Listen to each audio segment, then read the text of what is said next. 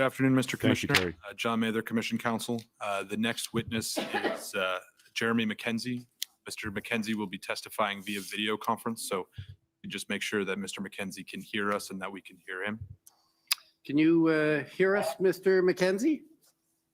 Yes, I can, sir. Okay, good. Well, we're ready for your testimony, so we're going to have you sworn, and I see you have counsel here. So let's, should we first swear the witness and, okay? Mr. MacKenzie, will you swear on a religious document or do you wish to affirm? I will affirm. For the record, please state your full name and spell it out. Jeremy Mitchell MacKenzie, JeremyMitchell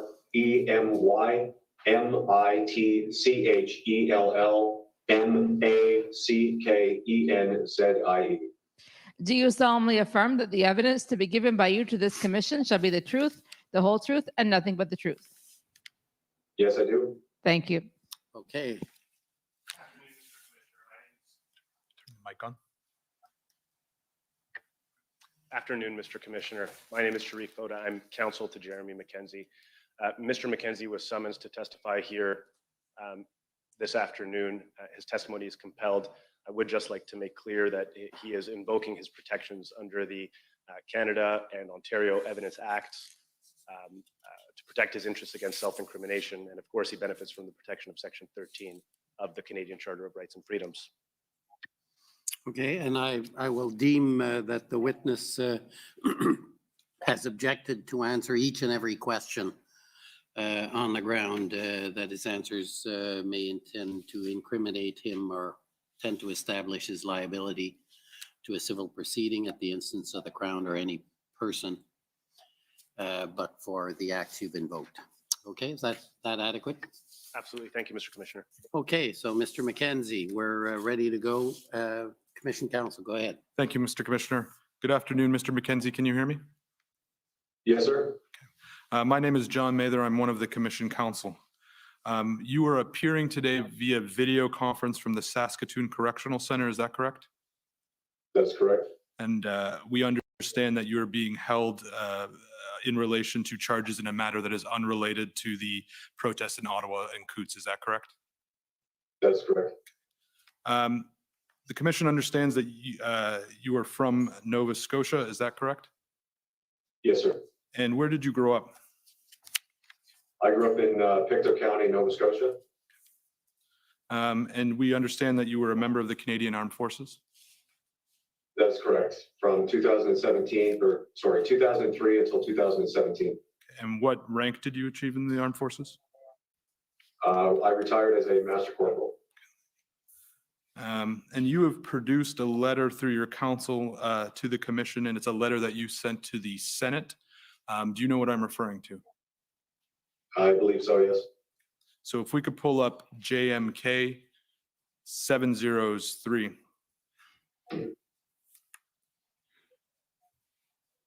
Mr. MacKenzie, can you first just let me know if you can see the document on the screen and you're able to read what it says? Yes, I can. Okay, thank you. And this is a letter that's entitled Diagolon's List of Demands to the Canadian Senate. Do you see that? Yes. Okay, and I'll ask you some questions about Diagolon in a moment. And can you just confirm for us if we can scroll down to the bottom? Just again, for the Commission's benefit, but also potentially yours, we see that it has a signature block for you at the bottom. Do you, and there's no signature here. Do you know if you ever signed this letter? No, I sent it digitally to the Senate members. Okay. Do you recall when you sent it to the Senate? It was several days before the Emergency Act was revoked by the government. Sorry, perhaps 3. And sorry, and with the audio, I just didn't catch that. Did you say before it was invoked or revoked? Before it was revoked by the government, perhaps 3 days, 3-4 days. Thank you. We can take the letter down, but Mr. MacKenzie, I'm going to ask you some questions, and if you need to look at the letter, just let me know, okay? Yes, sure. In the letter to the Senate, you describe yourself as a podcaster and a comedian. I take it that's accurate? Yes, it is. And it's the commission's understanding that you podcast under the name Raging Dissident. Is that correct? Yes, And at one time you had a YouTube channel. Is that correct? yes. And do you know at any point, do you know how many followers that YouTube channel had? I have had several that have been removed by YouTube for various reasons. Several times it's been 10,000, 12,000. I think the highest may have been 12 or 13,000. And you also have a Telegram channel? Yes, sir. Okay, and how many followers have you had? I appreciate you were giving some ranges there on your Telegram channel.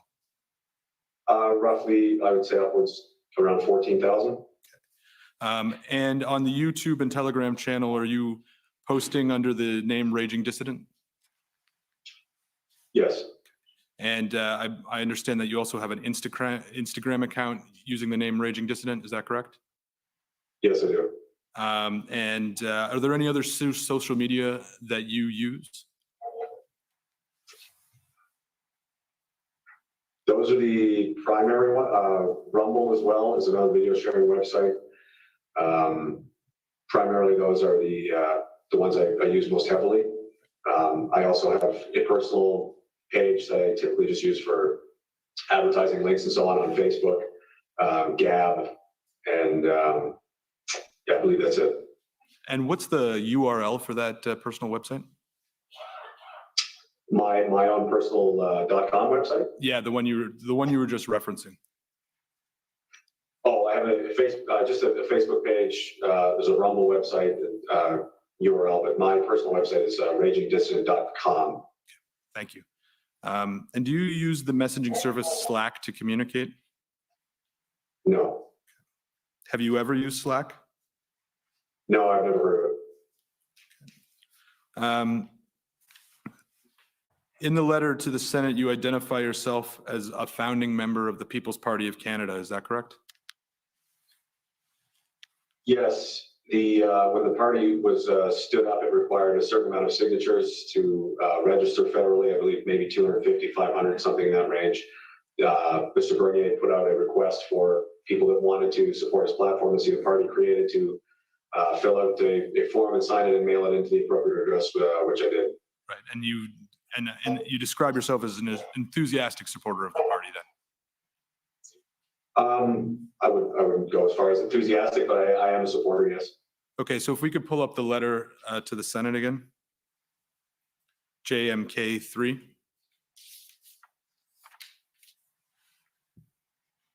And if we could zoom in, please, and just give me a moment. If you can continue scrolling down.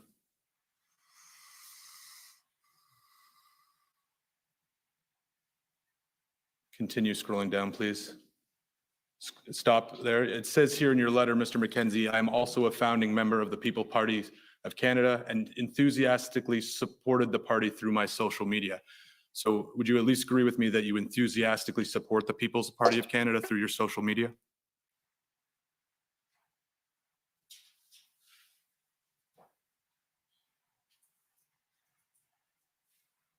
Oh, it appears we're having some technical difficulties, so if everyone could bear with us for a moment.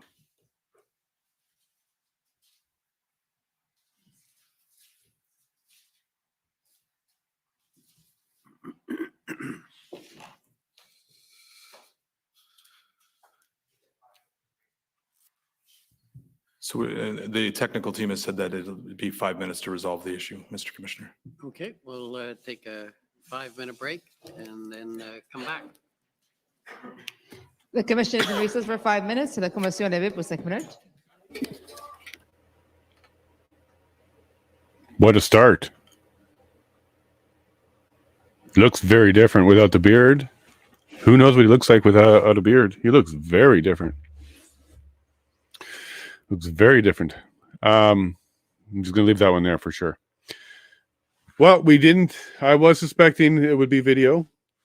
Okay, not in camera, which is good, but video. And everything I predicted on this Jeremy interview happened, with the exception of he's wearing a suit. Yeah, I said he wouldn't be shackled or handcuffed. I said it would be a jail shot from above, not straight on like you and I have right now, but from above. Jerks.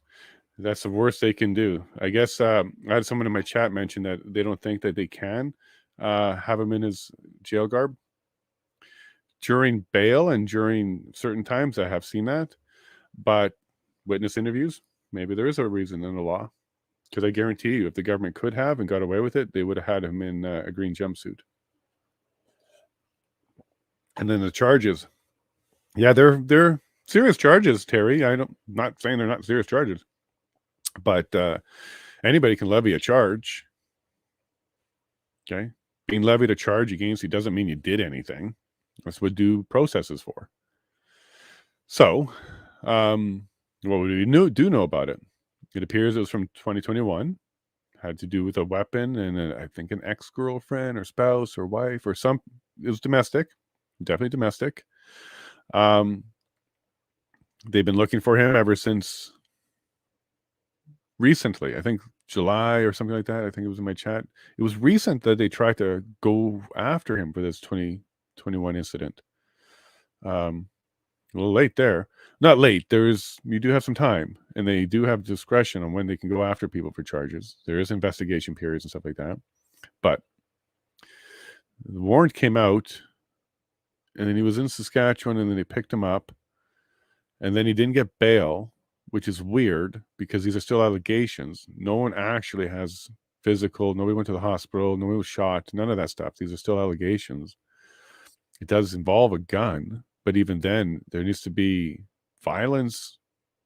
Well, maybe brandishing the gun, but to not have bail, there's a detail I must be missing, or it's just very weird that he's still there. They're gonna let him out the day after the inquiry ends. I don't know. There's something's not right about that one. That's a gut feeling, Ellen. I know you like to follow your gut feelings. For me, that's a gut feeling. There's something not right about that one because he should have bail. He should have bail. He may have a whole whack of conditions. Can't do anything without permission type of thing. Ask Tamara. But he should have bail. Remember, we're innocent until proven guilty. Something's not cool about that one. And then we got a surprise little break here because they had tech difficulties. All right. Well, Jeremy, they've already said Diagon is where you're headed. PPC, Jim, they're talking about PPC party there.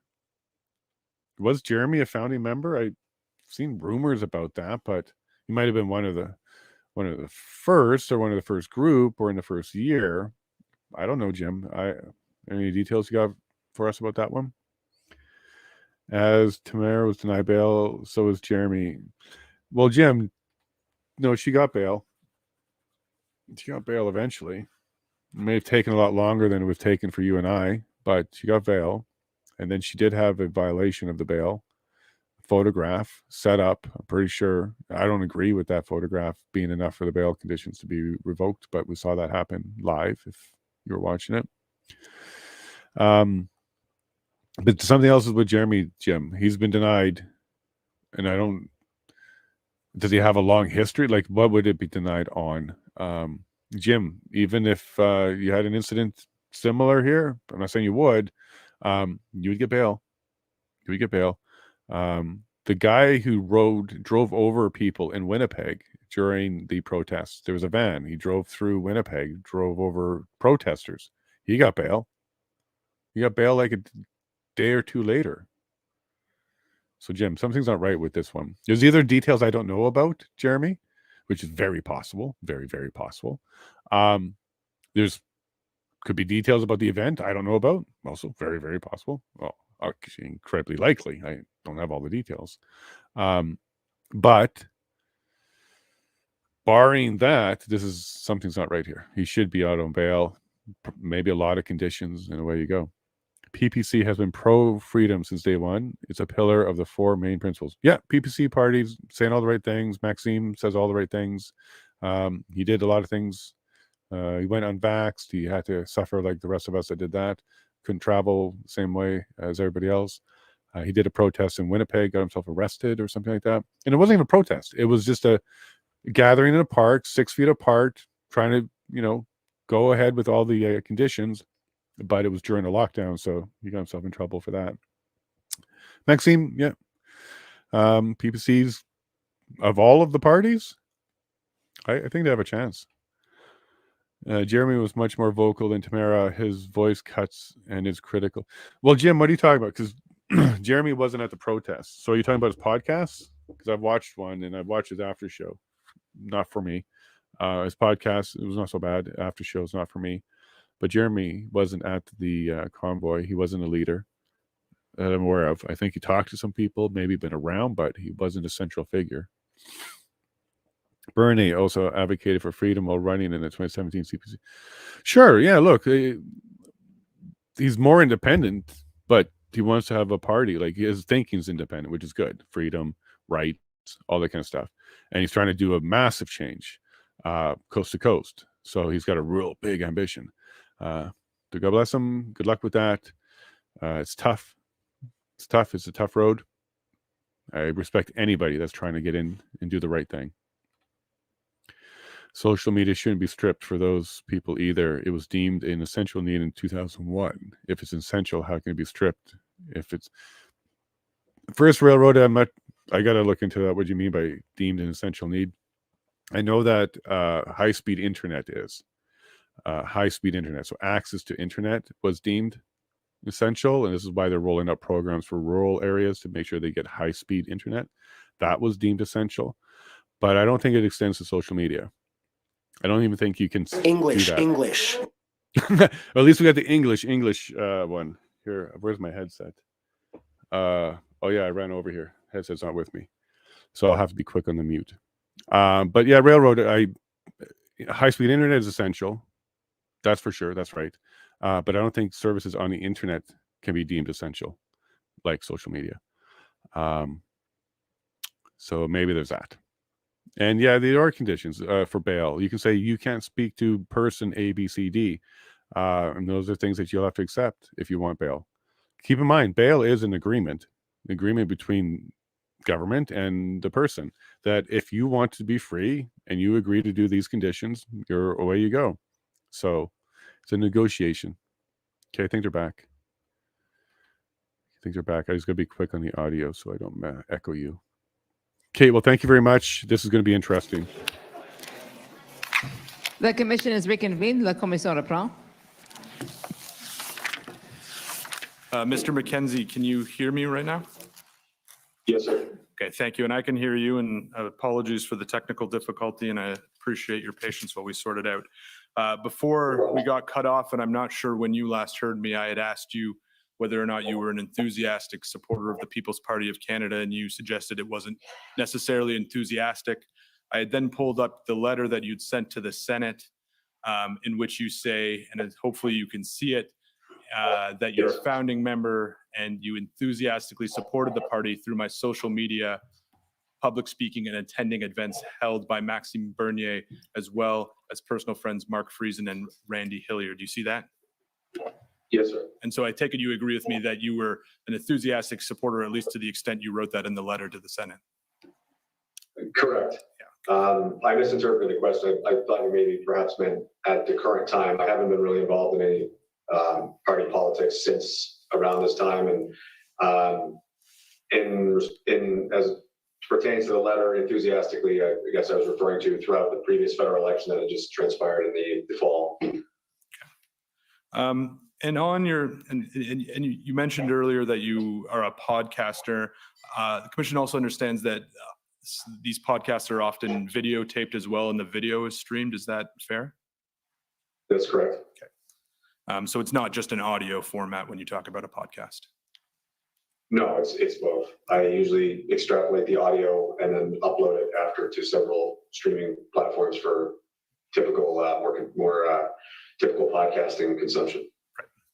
And on your podcasts, I take it would you agree that you're an outspoken about your criticism of the federal government? Yes, sir. Okay. And you're also outspoken about your criticism of the RCMP? Yes. And you were, as a general matter, opposed to the COVID-19 public health mandates that were imposed by the federal government? In general, yes. And with respect to the RCMP, as I understand it, you've been critical of how they handled the mass casualty event in Portapique, Nova Scotia in 2020. Is that fair? Yes, sir. Several days after that event had taken place, I reached out to some people that I knew in the area and tried to get a sense of, before I had just, started speaking haphazardly without really having any, as much information as I could. And then I released a video on YouTube, which garnered roughly anywhere between 500,000 to 1 million views across various platforms in the following week. Now I'm going to ask you some questions about Diagolon. Again, referring back to the letter you sent to the Senate, you explained to them that Diagolon is a fictional country. Is that at least that's how its origin? Is that fair? Yes, sir. Right. And from the material the commission's reviewed, Diagolon, the origin of it was something you drew on your phone when you drew a line over the continent of North America from the southeast to the northwest of the continent. Am I describing that correctly? Yes. So the concept was born out of a sort of a long kind of stream of consciousness. I do a lot of analytical commentary on current events, politics, these kinds of things. At the time, I believe it was January 2021, I had observed, as many others had, the Midwestern United States, Texas, Florida, North South Dakota, and so on, Alberta, Saskatchewan, Alaska, geographically formed sort of an oblique line that were resistant to or handling the COVID-19 approach in a different way. These were traditionally conservative areas in Canada, Republican in the United States. So we, kind of found it amusing that there was this kind of geographical divide almost that you could find on a map, and it became sort of a joke that if this was a pretend place, a different kind of parallel universe, a different world, and so on.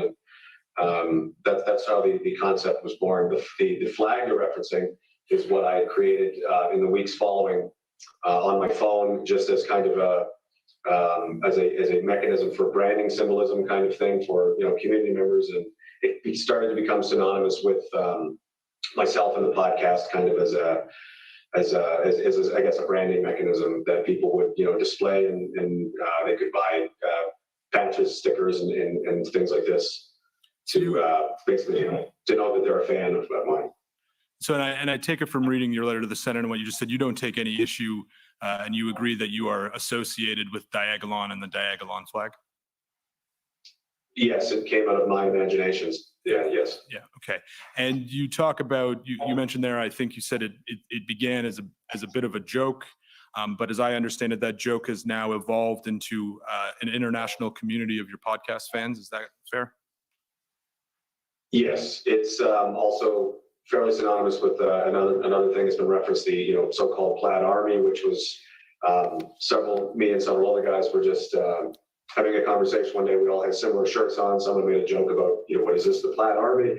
So it was kind of, that evolved into this. It's essentially the same thing. It's the same group of people, and it's just again, a kind of a branding mechanism, a way for to unite community followers and so on. Right, and you specifically reference in your letter to the Senate that it has created an international community of your podcast fans. Is that correct? Yes, there are followers in fans in the United States, some in Europe, Australia. And as I understand from your letter, that this community engages in regional meet and greets, barbecues, and family gatherings? Yes, correct. Yeah. Sometime in the summer of 2021, I believe, we kind of hosted it. Just people wanted to come out and have kind of a meeting greet with myself and some other guys. And we had, as you said, a barbecue, had some drinks, some guys were playing guitars and so on. I observed that there was a few dozen people that came from as far away as British Columbia, Ontario. We met in Saskatchewan, and it struck me as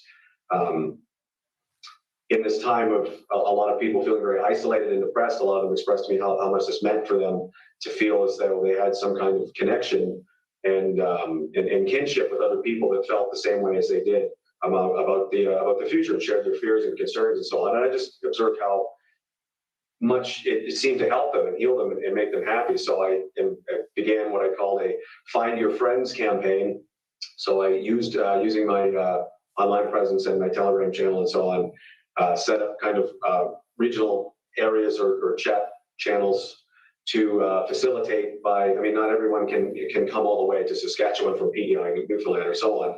So if there's people that are like-minded, that are in your area, that share these, that are a fan of my podcast and so on, and you'd like to meet each other and share this kind of this kind of activity, then you could do so this way. I was just trying to create an avenue for them to pursue, and I encourage people to do that rather than sitting at home looking at their screens and being fed fear and what I believe is a lot of toxic messaging on the media and television and so on. And I thought it would be good for people to get out and have real face-to-face human interactions and relationships again. And I thought it would be beneficial to their mental health. And I saw nothing but good things coming from that. So I encourage people to do so.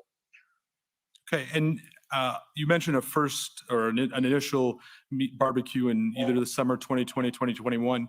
After that, have you attended personally any of these other meet and greets that you encourage people to participate in? There was one other one in Saskatchewan that I was present. There was another party sort of barbecue in Ontario in perhaps April of this year, and there was another gathering outside the city of Ottawa during the convoy period of time in February. And are there other former Canadian Forces members in the Diagolon community? Yes, there are.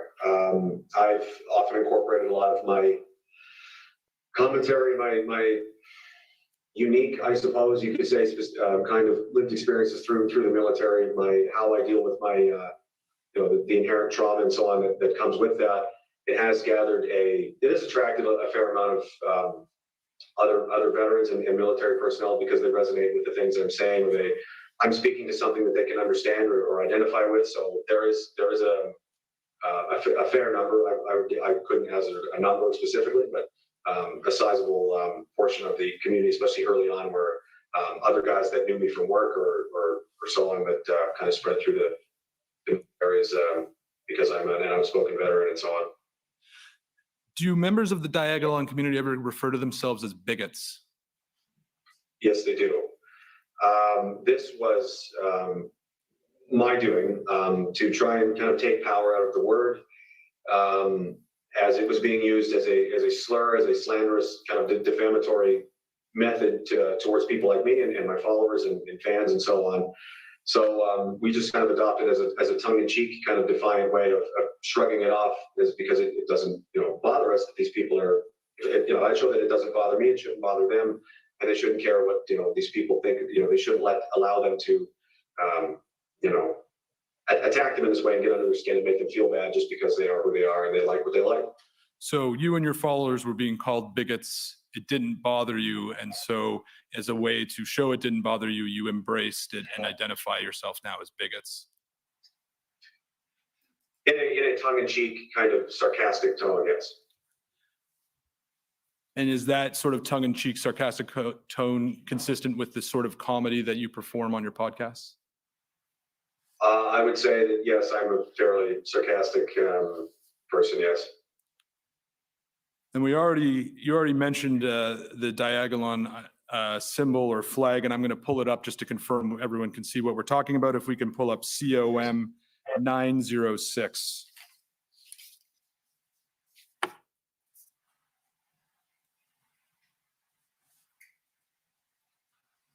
And again, Mr. MacKenzie, at any time, if you can't see anything that I've put up on the screen, just let me know.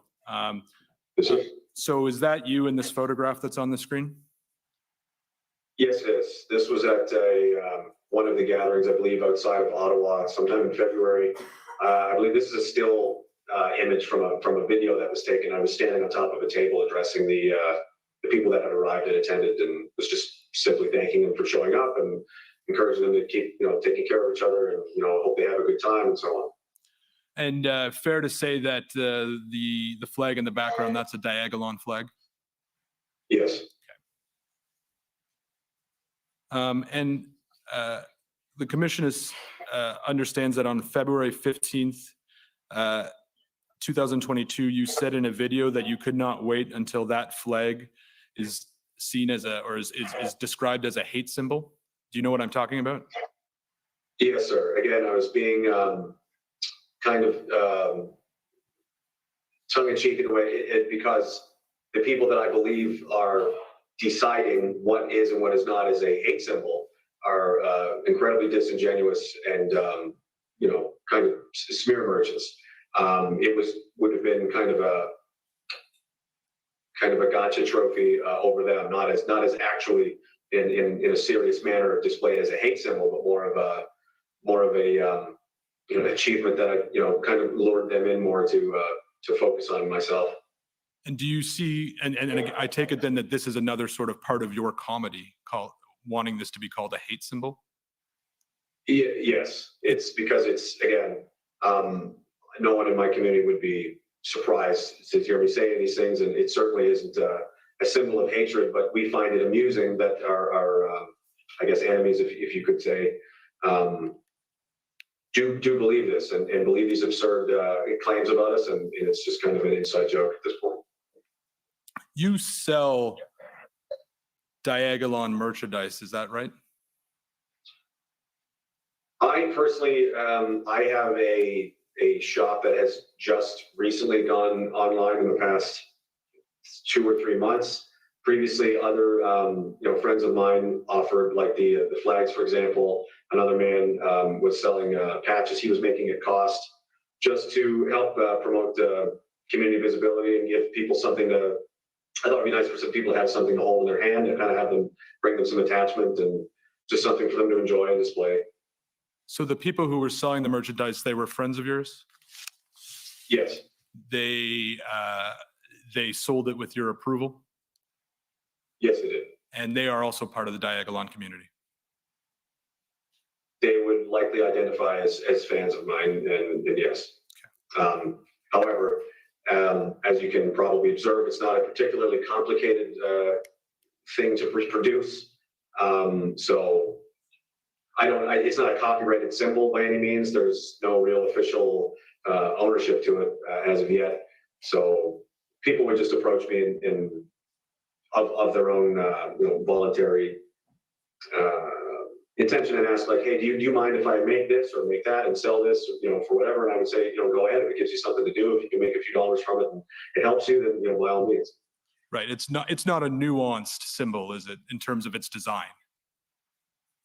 No, it's essentially just a black square, and I use my finger on my phone to do this about 3 times with a white paint marker selection. And as you can see, it's kind of an irregular. It's not perfectly straight lines. They're kind of irregular, and it is literally just my finger doing this a couple of times. And I sent that image file off to be produced from there.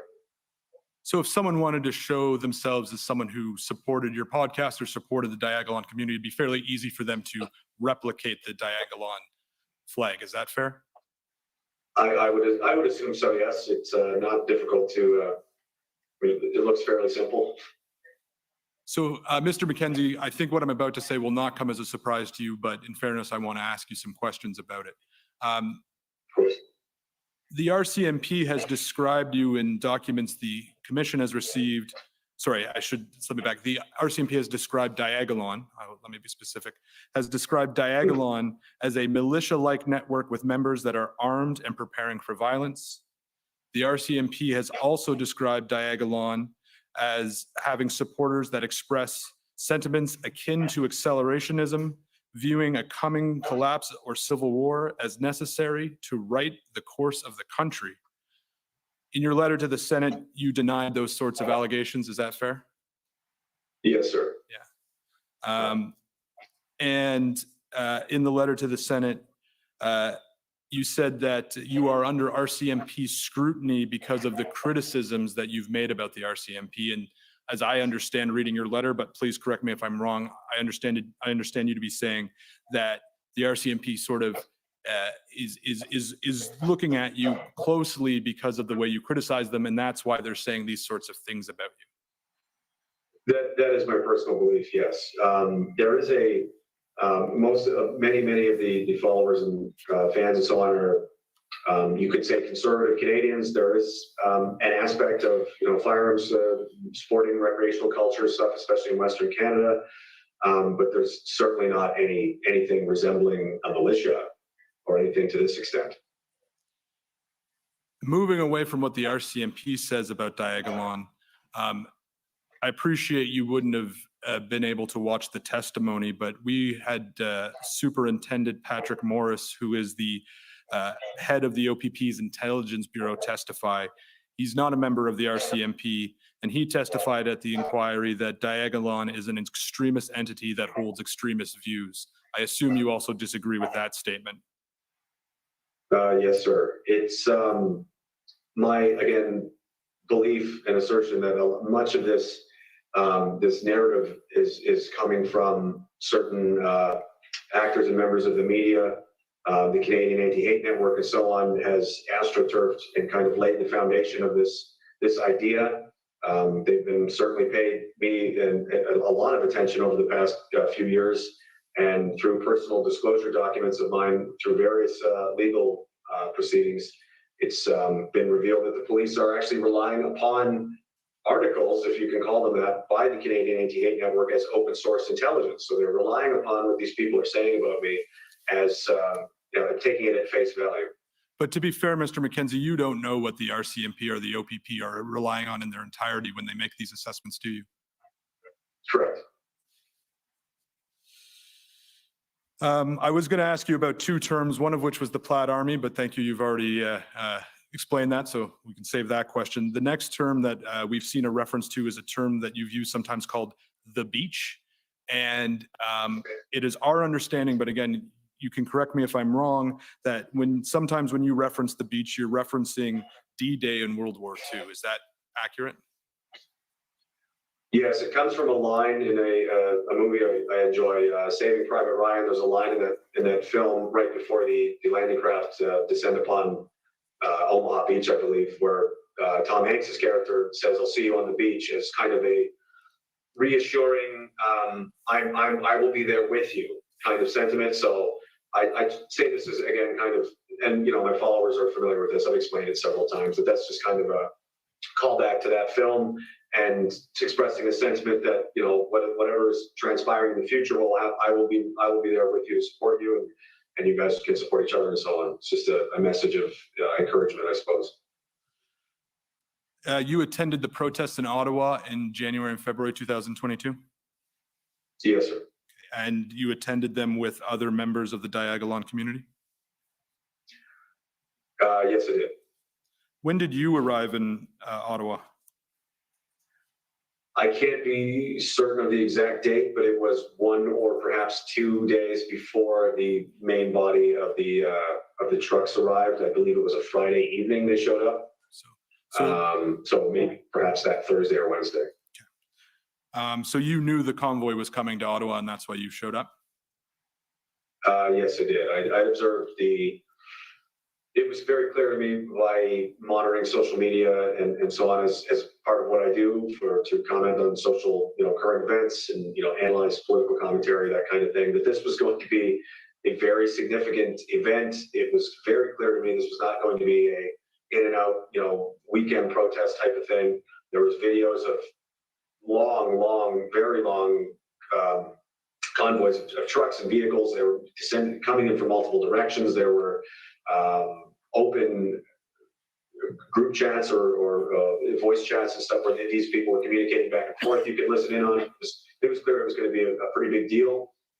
So again, this was going to be something I would be talking about and would have a lot of my attention anyway. So I decided why not go and get a close look at it as it transpired rather than watch it from, relying on other sources from home to understand what was happening. Right. And it attracted your attention because the stated purpose of the truckers coming to Ottawa was to end the federal COVID-19 mandates. And that's a political view you also held, right? That seemed to be one of their primary motivations, yes. There was a lot of that was one of the main factors. There was a lot of other discontent in various groups. It wasn't a monolithic, that was the only objective for people. Again, there was a very not really any hierarchy or any real organization that I could observe. It very much seemed like just a grassroots kind of movement of discontent with the federal government, with things that have been transpiring. The cost of living is rising, social division, just a lot of the rhetoric officials and stuff are using on television. A lot of people are very unhappy and having a difficult time over the past couple of years. And it basically, I would describe it as, if I could use a metaphor, the pot had just simply boiled over. And many people had decided that this was going to be the time that they were going to show up and exercise their right to peacefully demonstrate their discontent and their displeasure with the performance of the federal government. And when you arrived in Ottawa, you met people there who were members of the Diagolon community? Yes, sir. And presumably, if you met someone who hadn't heard of you or hadn't heard of Diagolon, you would tell them about it, and you tell them about your podcasts and encourage them to listen and support? Yes, if someone was unfamiliar or they asked a question, I would just simply say, "Hi, I'm a social media guy. I'm online. I have a podcast. It's political commentary, comedy, and some analysis and this kind of thing. If you're interested, I have business cards that someone had made up for me. I would hand them out to people and say, hey, this is the website if you'd like to check it out, and so on, and have a nice day, kind of thing." And those business cards, they would have had the Diagolon logo on them? Yes, on one side.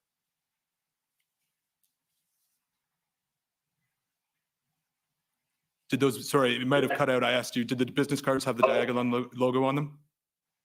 Yeah, yes, they did. They have it on one side, and then one of my other artistic logos on the other side, with just simply the website on one side, and then I think it says "Find the others" or "Find your friends" on the other. And you suggested this is something you do if someone came up to you, but is it fair to say, Mr. MacKenzie, you're in the media business and you want to promote your media, so you would also actively hand out those cards? Yes, sir. If someone asks or they're interested or they express a desire to learn, like what it is I'm doing, it's just easier to just give them this. It directs them to the website. All my social media links and so on are there. There's a short video. They can go from there. If they like what they see, I presume they'll continue. If not, then so be it. Did you attend at any point in the protest with a person named Alex Vriend or Vrend? Apologies if I'm mispronouncing the name. Yes, sir. And who is Alex Vriend? He is someone I met online through the evolution of my podcast, I suppose. I met Alex in person in the summer of 2021, I believe. We spent some time together in Saskatchewan as he was traveling around the country, meeting people. And as I understood it, he was just kind of in between, jobs in life and wasn't really sure what he was just taking the opportunity to. He bought a van and a dog and just kind of went on the classic Canadian road trip around the country, and was meeting up with other people in the community that expressed a desire to meet them and hang out. And he'd become kind of more of a prominent person because of his. He also is a content creator. He makes a lot of memes and jokes and comedic things like this, and so people were interested to meet him. And his content he posts under the name Ferryman Stoll. Is that correct? Yes, sir. Yeah. And we understand both from your letter to the Senate and some videos that your council has submitted that when you were in Ottawa, you encouraged peaceful protesting. Is that fair? Yes, sir. I was concerned, especially because of the rhetoric and verbiage coming out of, again, the Canadian Anti-Hate Network, which was being parroted. It started to be picked up by other more credible news outlets and so on. That I was concerned that if something should happen outside my control, or I can't really see the future, but I wanted to state very clearly what my intentions were and what I expected of people if they were going to be representing myself or brandishing any of my. I encouraged them not to, because I wanted this to be about Canada. That this is about the country. Bring a Canadian flag. This is about me. This isn't about. I'm not trying to sell anything. This is more important. The bigger idea is more important. But if you do, happen to have, something, please conduct yourself, appropriately, because your actions and decisions and things you say and you do will reflect upon me and the greater community and so on. So, I wanted to have that on the record before, just in case. So just to stop there. So you wanted someone who was wearing a Diagolon symbol to act accordingly, not accordingly, but act as appropriately and peacefully. At this point in time, were you aware that either the RCMP or other police agencies would maybe monitoring what you do or what your supporters do? Yes, sir. So when you're giving that direction, you're aware that the authorities are watching. I was never explicitly given any notice, or no one had talked to me or spoken to anything, but it was pretty clear just upon general observations, my own instincts, that we were probably on the radar somewhere. So I didn't want anything to be misconstrued. I was trying to be very clear about my intentions, and jokes aside, this is about protesting the government's performance and people exercising their rights to do so. I didn't want this to be misconstrued in any way. We were simply there to protest peacefully. I said things like, if there's a speed limit on walking for some reason, then you will walk slower than that. Don't even litter, don't spit, don't even throw a snowball. Don't give anyone any excuse to point at you and say that, look what you've done, look what you've incited or created or fomented and so on. Because that would have undermined the entire purpose of everything everyone was trying to achieve. So Mr. MacKenzie, I'm now going to read you one by one a list of names, and I may have some follow-up questions, but all I want to know right now is for each name, whether or not you communicated with this individual while you were in, either before you arrived in Ottawa or while you were in Ottawa. Okay, you understand? Tamara Leach. No, I first spoke to Tamara Leach potentially in July of this year, August. Okay. Chris Barber. Not before. No. James Bowder. No. Bridget Belton. No. Benjamin Dichter. I'm aware of who Mr. Dichter is. I personally have not had any interaction with him. I was aware that he was some kind of alleged manager of YouTube channels for where he would set up GoFundMe's and name himself as a beneficiary. And Mr. MacKenzie, I don't mean to interrupt, and it's just I want to make sure we get through it, and you have time, and I just want to know right now whether you communicated with these people. Your counsel will have an opportunity if there's other things that you want to bring up. Sure. Did you ever communicate either before or while you were in Ottawa with a Tom Marazzo? Yes, I spoke to Mr. Marazzo once, possibly twice over the phone. Once as I was driving back from Ottawa to the Maritimes to drop off some people that had accompanied me. They could only stay for a couple of days and have families and kids and so on. So I spoke to him for a couple of hours. We talked about our shared experiences in the military and so on. He indicated to me that he was in some capacity nearby, something resembling people that were making decisions, I guess. And basically just kind of connected in that, like, someone suggested we should meet each other, and I expressed to him that if there was anything that I could do to help assist, get a message out or something, that I was willing to do that. No one ever asked me to. And likewise, I told him if I saw or was made aware of anything that I felt that would be relevant that they should know, that I would inform him and so on. But I think that was the extent of our interaction. I didn't have any real meaningful interaction with Mr. Marazzo, I think, until around April, when there was a benefit, a fundraising dinner for the Veterans for Freedom organization in Burlington. In Ottawa, how many times did you speak with Mr. Marazzo? At least once, possibly twice. And when was the first time you spoke with Mr. Marazzo? It would have been sometime during the first week, I believe, of when the trucks arrived. I was in the process. I remember I was driving my truck and it was over the headset. The other guys were sleeping in the truck while we were talking. So somewhere in between Quebec and New Brunswick, I couldn't say. So sometime before January 28th? I'm not sure. I'm not sure of the dates of when the trucks arrived and when they left. But sorry, and there's evidence of when the trucks arrived, but it was some point before the trucks arrived. Is that correct? No, it was after. It was after. How long after? I would say roughly a week. Roughly a week. 7 to 5 to 8 days, perhaps. Fair enough. When you were in Ottawa, did you communicate directly with any Ottawa police or OPP? Not to my knowledge. I did have some friendly conversations on the street, just, hi, how are you? How's it going? You cold out, that kind of thing, but nothing significant. Did you receive from any, did you receive from any sources information about police operations or police enforcement plans while you were in Ottawa? Yes, there was a user that contacted me, I believe on Telegram, I would say again, summer of 2021, who self-identified himself as a RCMP member. Just kind of friendly, expressed he enjoyed the podcast and liked what I was saying and so on. So there was a loose relationship with whoever this person was. And during that time in Ottawa, they had reached out to me to inform me of, to say that the POU, which I had to find, if that was, I didn't understand the nomenclature, the Nuremberg police officer, I understood it to be the public order unit, essentially the riot police, were being activated to be sent to Ottawa.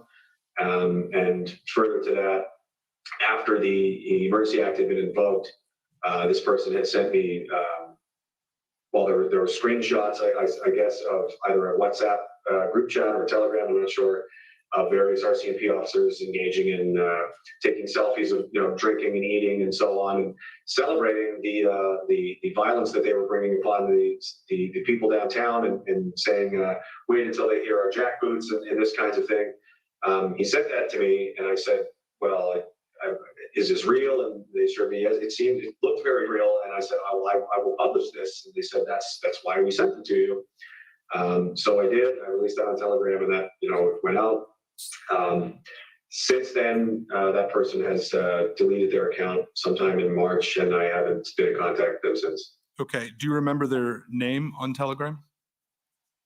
The user handle was like GK or PK or something. It was 2 initials and a phone number. I think it was an Ontario area code, but beyond that, I didn't.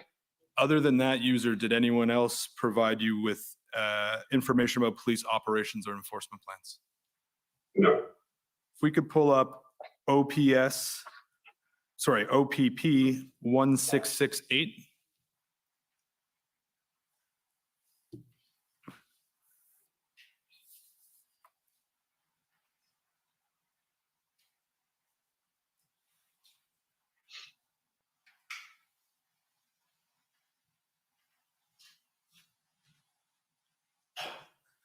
And then if we could go to page 5, please.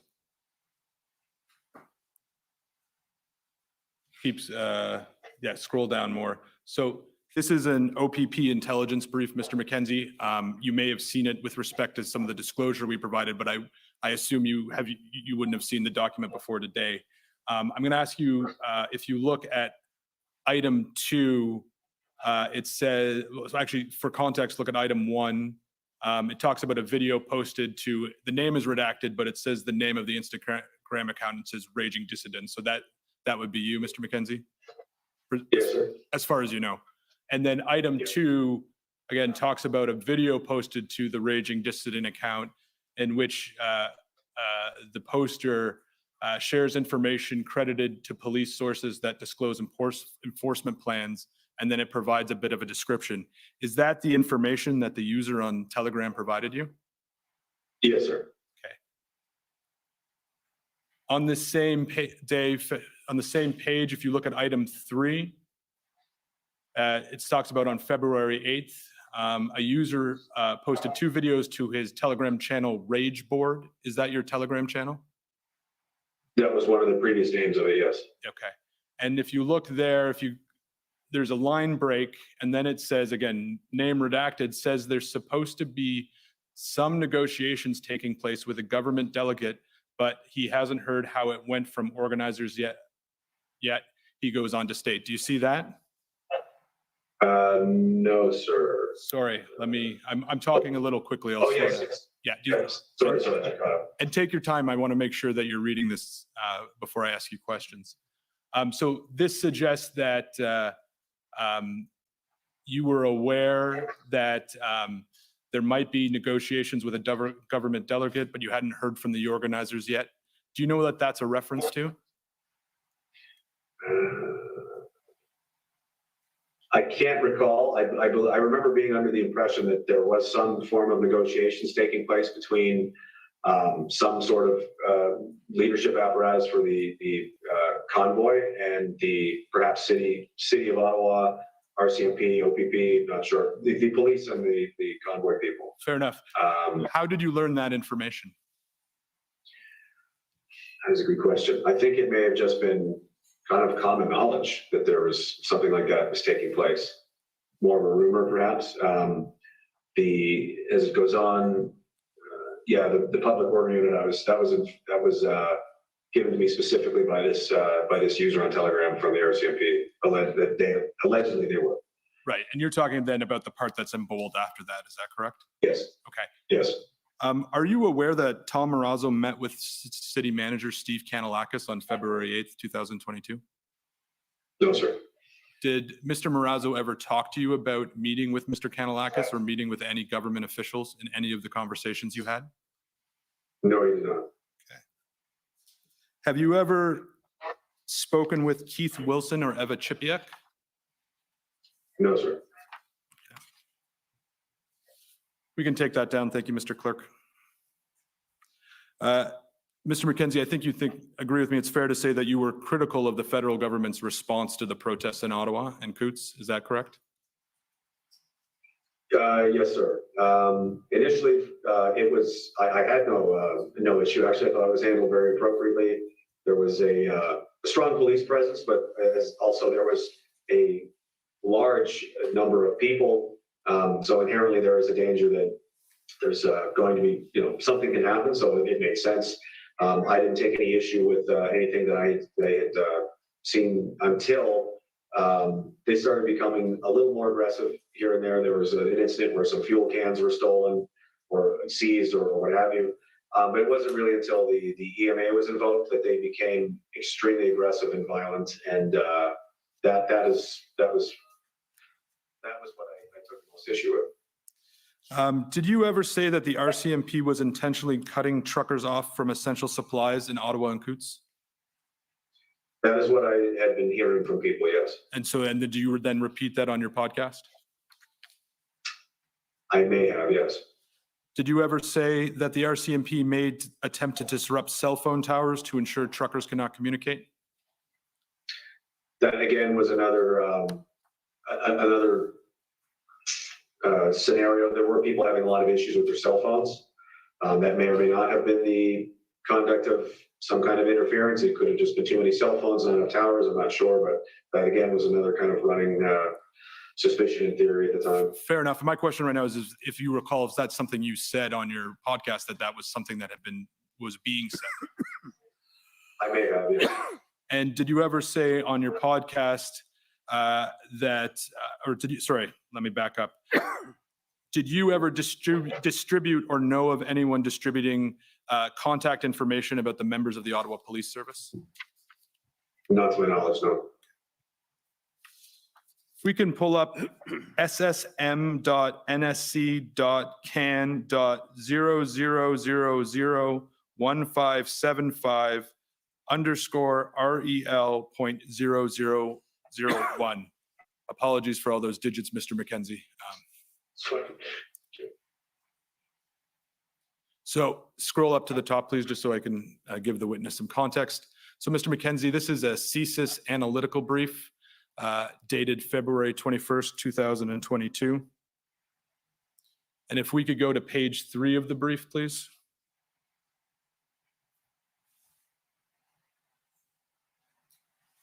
And scroll down a bit further, please. Scroll down a little bit further, please. So this part of the brief says that since the initial weekend, key figures within Diagolon have made appeals for participation in and documentation of the demonstrations. Further, Vreend has been collecting donations to allow others to travel to participate in demonstration in Coutts, Alberta, or Ottawa, Ontario. Do you see that? Yes, sir. Do you have any knowledge about whether or not Mr. Vreend was collecting donations to allow people to participate in both Coutts and Ottawa? I recall he was collecting some funds for someone. I don't think it was just in general open to whoever wanted them. I think there was 1 or 2 people potentially from Western Canada that expressed a desire to come down to Ottawa, but they couldn't afford it. So I think that was roughly what was going on there. I wasn't directly involved. I can't recall entirely, but I think that's what was going on. And then if we could scroll up in this document. to the next page up. Sorry, keep scrolling up. Stop there. So this, again, this is a CSIS, a document, but it has a box here that says, in Jeremy MacKenzie's own words, it's the first one says, this is the good guys versus the bad guys. The showdown has finally fucking begun, and it has begun in Canada. You could go be a part of the story now. Is that something you've said? It sounds like something I said, yes. And is that something you've said with respect to the protests in either Ottawa or Coutts? Probably, I believe so, yes. And then the next quote is, this is the beach, get yourself out there. Is that something you said with respect to the protests in either Ottawa or Coutts? Probably, yes. Okay. And in this case, when you're using the beach, are you referring to the analogy we spoke about with D-Day? I was referring to the idea that this, again, a lot of people had felt very powerless and disenfranchised, upset, depressed, and this was an opportunity for them to actually go and participate and have their voices be heard and join these demonstrations. And rather than sitting at home complaining and whining about it on the couch, they could, if you can, why not? Why not go and be involved? And I've heard you say that, Mr. MacKenzie. I'm asking you if in this case, when you're using the word beach, it's using in the same context when you're alluding to D-Day. And the reason I'm asking you this is, that the police and the government view your group as potentially as extremist. And so this is the sort of thing that would grab their interest. So when you're talking about beach, you're talking about D-Day, is that right? I was trying to speak directly to my audience that are familiar with my verbiage, my kind of terminology and things I've referenced, in the way that they would understand that this is something important that we should you can do together. It's not I certainly didn't mean it in any kind of violent context or D-Day invasion type scenario. I just simply meant it as an encouraging kind of call to the community at large that hey, if this is something you could be involved in, rather than just, again, sitting at home by yourself. So, Mr. Clerk, you can take that document down. Thank you. I now have some questions for you, Mr. MacKenzie, about the protests in Coutts. Just first, simple yes or no, did you ever travel to Coutts personally? No. Did you know anyone who was protesting in Coutts in February 2022? I was aware that Mr. Chris Lysak was there, and I am loosely acquainted with Mr. Adam Skelly, who had made a couple of trips there to deliver steaks and brisket and so on. There's a couple of comedians in the Edmonton and Calgary area that I know that traveled down to put on a performance, I think, and then just kind of meet and greet and leave, and that was about it. What were the names of the two comedians? It was Brendan Blackyer and Sam Walker, or I'm not sure if Sam attended, but Brendan for sure. And there was also Brett Forte, who I don't know personally. I've never spoken to him. I was just made aware that they were there because they posted a video of them traveling there to say hi to everybody. And so Chris Lysak, Mr. Adam Skelly, Brendan and Sam, are they members of the Diagolon community? No. They may identify as fans. Mr. Lysak would. Brendan probably would. Sam potentially. Mr. Forte I've never met or spoken to. If you're a fan of Diagolon, you're part of the community, right? Again, it's just kind of a self-identifying. You could say it's as simple as as identifying as a Toronto Maple Leafs fan by putting a sticker on your truck. It's really that simple. So the answer to my question is yes. I suppose so, yes. Were you communicating with the individuals you just identified while they were in Coutts? No. How do you know Chris Lysak? Mr. Lysak has been a longtime fan of the podcast. I met him personally in Saskatchewan in the summer of 2021, I believe, that first meet and greet get together I mentioned, and a subsequent one later in the year, perhaps September. There was a few dozen people We, had a beer, ate a steak, with all these people, took a photograph together at one of them, and that's pretty much it. Did you talk to him when you were at either of those two meet and greets? Yes, I talked to dozens of people. Yeah. Yeah. Chris And was one of them. And I take it the topic of conversation at these meet and greets include the similar topics that you discussed on your podcast. Is that fair? I generally don't like to engage in that. I find it kind of exhausting, and I try to just keep it kind of a social, meet and greet, casual kind of social event. I don't really try to talk politics or anything like that. But presumably your fans, when they meet you in person, they want to talk to you about what they hear you talking about in your podcast. That's fair, isn't it? Sometimes, yes. Can we pull up COM 50907?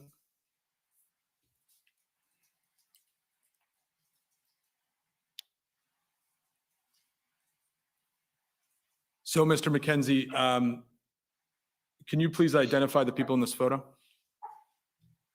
Yep, that's the photo I just mentioned. I posted it to my Instagram page. It's myself on my left and Mr. Lysak on the right. Right. And was this at the first event in Saskatchewan? I believe so, yes. Okay. And just to be clear, Mr. MacKenzie, other than that event in Saskatchewan and then the other event in September 2021, is there any other times you met with Mr. Lysak? No. Did you communicate with him at any time other than at those events? Mr. Lysak may have been in some larger online group chats where there's 30, 40 other people involved. Never, to my knowledge, never directly one-on-one. He has called me twice, I think, since he's been incarcerated, just simply to say hi, and I just try to offer some encouragement to him and hope that he's doing well, etc. So you spoke to him after his arrest in Coutts? Yes, sometime this summer. Okay. And I asked you generally about the people you identified who you knew in Coutts, but with respect to Mr. Lysak specifically, did you understand him to be a fan of your podcasts? Yes, sir. And you understood him to be a member of the Diagolon community? Yes. Are you aware that Mr. Lysak, or at least there's been reports that Mr. Lysak had a Diagolon flag flying outside the house in which he lived with his father? I have heard that, yes. Yeah. So if we could pull up COM 917.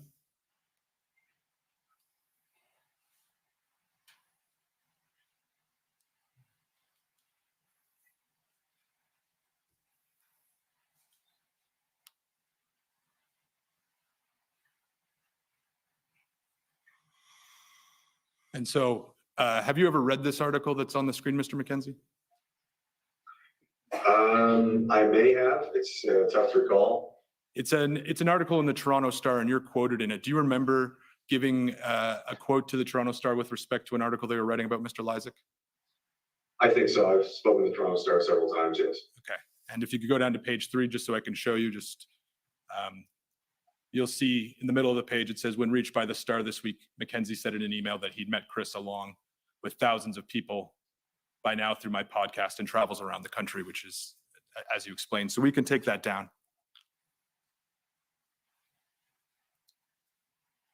Mr. MacKenzie, are you aware that on February 14th, the RCMP executed a search warrant in Coutts, Alberta, and arrested 13 people? And as a part of that arrest, they seized several weapons and body armor. Is that something you're aware of? Yes, sir. And how did you become aware of that? I was made aware of it by once it hit the media either that evening or the following day. And when did you become aware that Mr. Lysak was one of the people who was arrested? It was right around the same time that word had spread around the community that he had been arrested was as part of the 13 or whoever many other people were arrested. And are you aware that Mr. Lysak was charged with conspiracy to murder, uttering threats, and possession of a weapon? Yes, sir. After the arrests, as the commission understands it, you posted a video in Ottawa where you talked about the people who'd gotten arrested in Coots. Do you know what I'm talking about? Yes, sir, I think so. What I'll do is I'll pull it up. I'm not going to play it for you because of our time, but if you can identify it as a video that you participated in, that would be helpful. COM 50911. Actually, might play the first maybe 30 seconds or so. Ryan type if you're not, if you just want to give a shit, please, in your thoughts, keep the boys in Alberta. They got arrested. We haven't heard from them. We don't know what's going on. There's some rumors they're getting fucking charged with some heavy shit. I don't know what's going on there. I don't know. I know as much as you do. But I Okay, know you they're can not there. stop it there. So is that a video you posted, Mr. MacKenzie? Yes, that appears to be a clip from one of my podcast episodes, probably shortly after that had taken place. At the time, and still presently, I'm very skeptical of law enforcement, especially considering the political nature in which there appears to be a lot of interference going on in the country. I was concerned that from that aspect of what was happening out there. Again, I don't know anything other than what's been posted in the media and what's been said, other than that they've been charged with what they've been charged with. Of course, if evidence does appear or is presented that proves that these allegations are in fact correct, obviously that is something I would denounce. I don't stand by that. As I've said, this is not something that is supported by myself. It would undermine the entire purpose of these protests. And until then, I hope they get a fair trial, and we'll see what happens. And you're correct, Mr. MacKenzie. The matter is before the courts, and so it is yet to be adjudicated in the appropriate setting. The media reports are that the people were arrested. There was concern by the police that some of them were intending to use the weapons to harm police officers or murder police officers. Again, that is going to be dealt with another matter, but I assume if that was someone's intent, you would denounce it. Is that what, did I hear that correctly? Absolutely, yes. In the video, you can take it down. Thank you, Mr. Clerk. You mentioned the boys in Alberta when you're talking about the rest. Other than Mr. Lysak, do you know anyone else who got arrested in Alberta? No, sir. I'm just to be clear, I'm going to read you the names, and I just want you to say yes or no. Yes, I know them. No, I don't know them. Ursula Gwen Allred, No. Luke Burke, No. Christopher Dean Carbert or Carbert, No. Evan Banning Colnut, No. Johnson Chi Chow Law, No. Jacqueline Francis Martin, Miss Martin, I did have a conversation with maybe in June or July. I think she was in one of these video chats and introduced herself and mentioned that she was, or maybe that wasn't her. Martin? and Mr. MacKenzie, just to stop you there, I'm interested in people you knew as At the time? of February 14th, Yes. 2022. Okay. Yeah, no. Justin Lyle Martin, No. Jerry Mitchell Troy Morin, No. Easton Stewart Oler, No. Anthony George Olyanek, No. Joanne Lynn Person, No. Jenks Anthony Zaremba. No. Mr. Commissioner, I'm almost done. If I could have a few more minutes, please. Okay. Mr. MacKenzie, I'm sure you are no doubt aware that the RCMP released photos of the weapons and body armor they seized. And why don't we pull up two photos first with COM 915.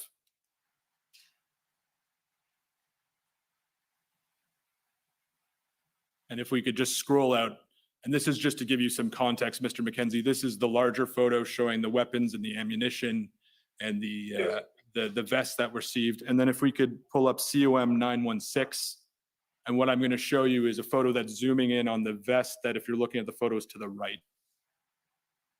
I expect you know what I'm going to show you at this point, Mr. MacKenzie. So Yes, sir. this is a zoom in of the photo we're looking at, and that's one of the pieces of that's a ballistic vest, as I understand it. Is that correct? It appears to be some kind of tactical vest. If it was ballistic, it would have to have some kind of ballistic plates or Kevlar or something inserted into it. It's not clear. Right, fair enough. You see on there's 2 patches with the diagolon symbol, correct? Yes, it does appear that is the case. However, I was made aware of this shortly after this took place. And after some scrutiny and taking a closer look at the photos, they don't appear to be, as I said, there was a man in Prince Edward Island who was making these and selling them at cost to whoever. Thousands of these went out across Canada, some to the United States, some to Australia. These ones, however, appear to be homemade or made by someone else. As of now, I don't recall anyone coming forward to say that they had produced these or where these came from. So I can't really speak to it as their origins. Right, but you agreed with me earlier, Mr. MacKenzie, that any one of your fans or anyone who was in the diagolon community who supported you could very easily made a patch that looks just like that. Isn't that right? Yes. If we could pull up, and this will be the last document, Mr. Commissioner, pb.nsc.0008508_rel.0001.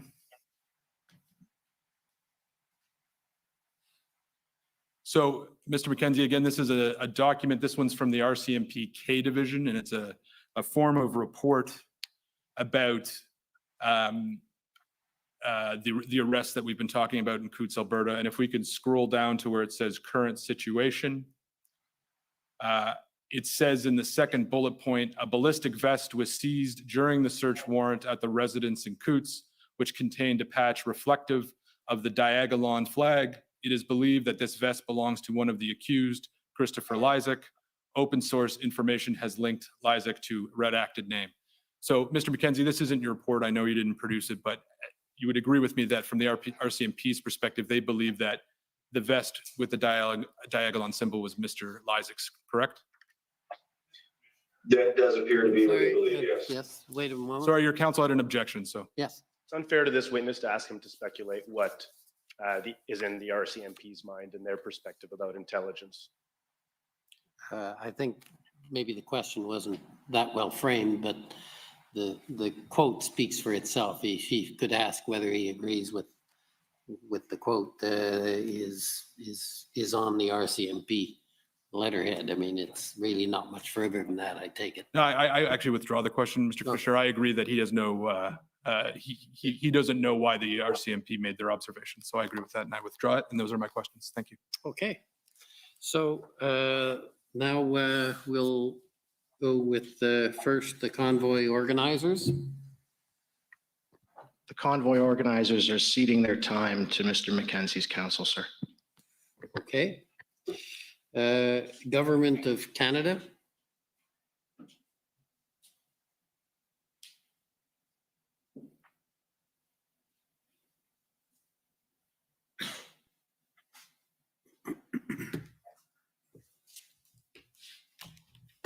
Good afternoon, Mr. MacKenzie. My name is Stephen Aylward. I'm one of the lawyers for the Government of Canada. Hello. Mr. MacKenzie, you described Diagolon as a grassroots community. Do I have that right?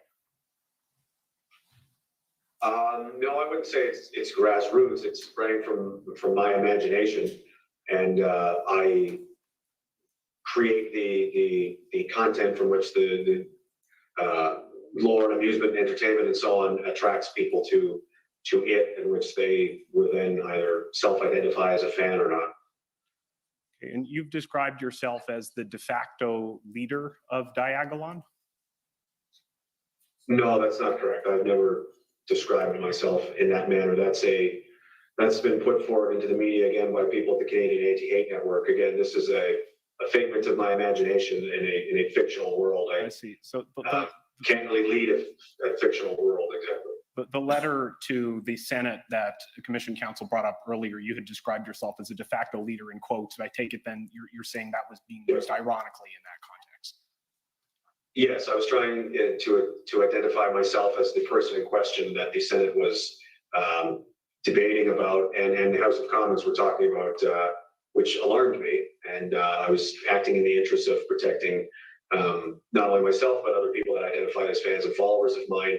And it was clear that this was an issue of national importance, and I felt obliged to say something about it rather than ignore it.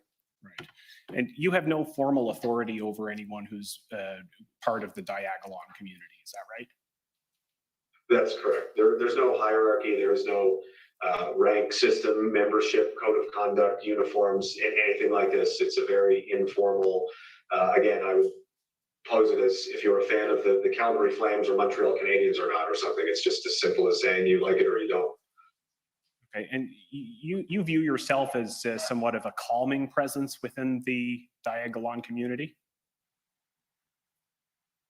No, I would view myself as the I guess central figure from which the rest of it sort of orbits.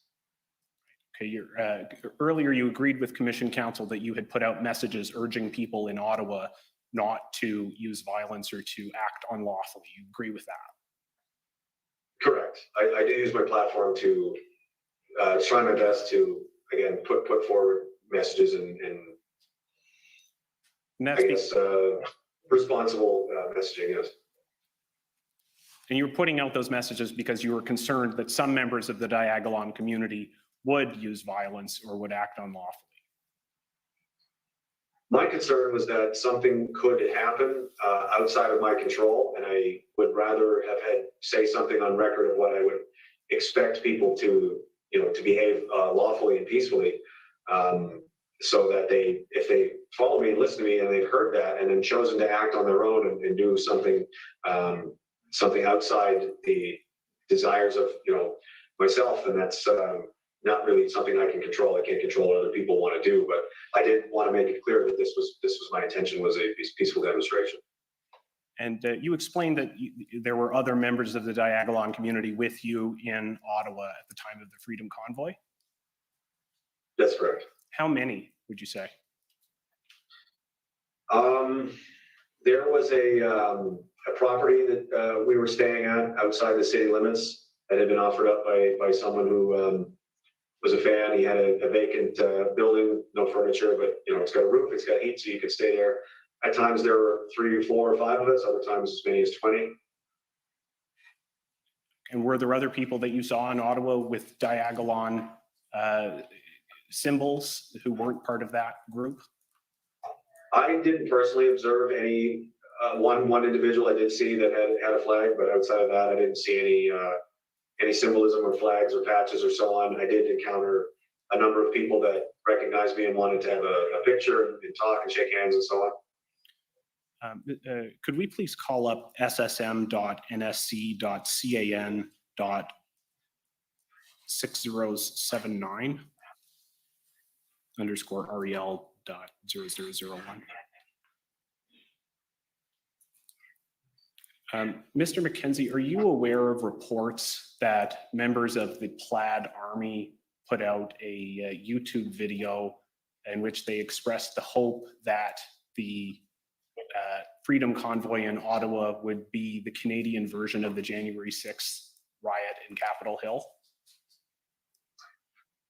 I believe I know the clip that you're referring to, which is again taken out of context of a much larger presentation broadcast of which I was not party to.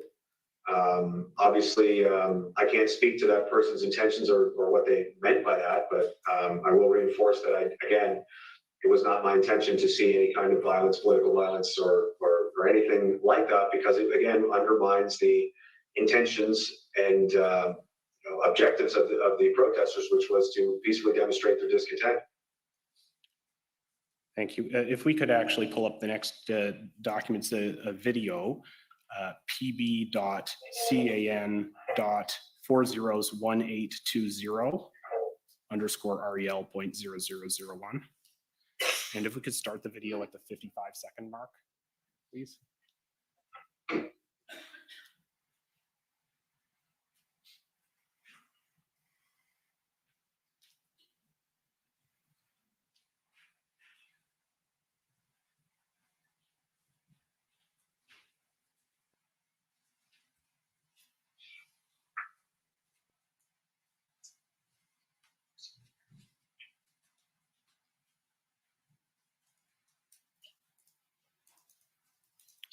just while we're calling that up, you're aware that there was a deal that was struck between some of the protest organizers in Ottawa and the city of Ottawa? I don't believe so, no. Okay. So we'd be...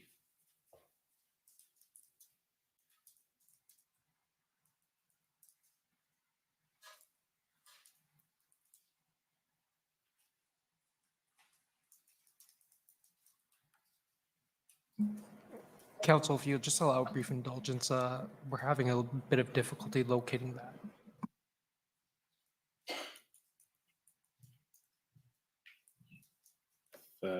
Maybe I'll move on to the next topic and then I'll come back to that. In terms of the Coots incident that Mr. Mather was just discussing with you, were you aware that there were a number of individuals who traveled from Ottawa to, who were at the Freedom Convoy event in Ottawa who then traveled to Coots? No, sir. And in particular, to clarify, I'm referring to individuals who were charged as part of that RCMP operation. No, sir. When just a moment ago, when you were describing the, we were looking at a photo of a some sort of body armor that had the diagolon symbol on it, and you were expressing some concerns about the authenticity of the diagolon symbol there. Just to be clear, were you suggesting that the diagolon symbol had been planted there by law enforcement? Again, at the time and still, I am skeptical of the RCMP in particularly, but of law enforcement in Canada. There is a history of things like this taking place. It's not outside the realm of possibility that something like that is very easily replicated, could be planted. I'm not suggesting that it certainly has or has not, but I would leave that open to possibility, yes.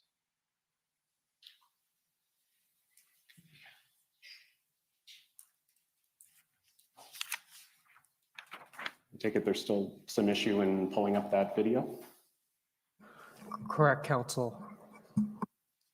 Is it going to be a while, or should this be put off to a little later? This may take a little while, Commissioner. Okay.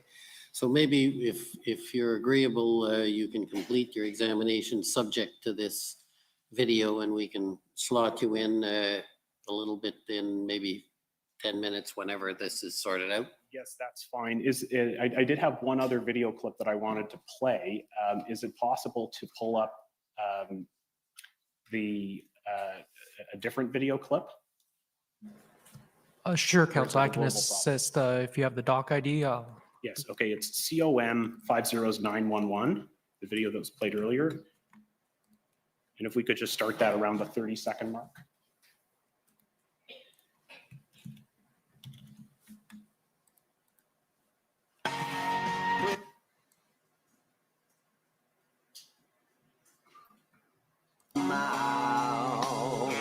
With that, thanks, from me to you in this palace they occupy as a federal agent.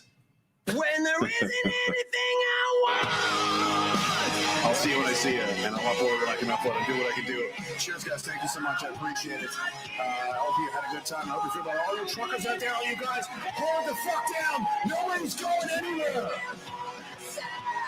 You're not scaring anybody. You want to fucking dance? Let's dance. Force a tyrant to act like one. And oh, did we succeed in that? And as promised, I want to play you this video. It's from my good dear friend Greg Arcade. You're a legend and a wonderful man. I love you, brother. Thank you so much for the work that you've done and continue to do for this country and your people. You're an underrated person, and in the words of the ferryman's toll,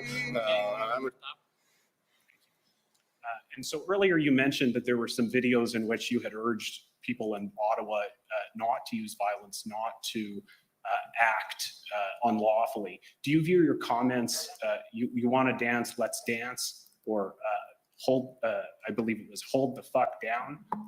Do you view those comments as in line with your earlier messaging? It was my intention to convey that the protesters and the demonstrators had no intention of relinquishing their right to peacefully demonstrate. It was clear at the time that the rumblings and things I'd been hearing and seeing, that it was the intention of the federal government to use force to dispel these people. So, as I said in the video, and I've been saying for a long time, is, to force a tyrant to act like one, you simply refuse to bend to their will, and they will reveal themselves to be who they are. And in this case, they deployed the RCMP and various police forces and beat people with batons and shot them with tear gas canisters and trampled an Indigenous elderly woman with a horse. Another man was dragged lifelessly through a crowd, and so on. So that was the price that people were willing to pay and endure for the Canadian people, to show them the true face of what it was they were standing against. Okay, thank you. Subject, if I might ask for just 2 minutes later to address that issue with the video. I think it's now available. Oh, it So, is. so Council, I believe it's been renumbered to POE.DOJ 6014. Okay. It's an understood. 8-minute long video, correct? Yes, that's right. Okay. If we could start it at the 55-second mark, please.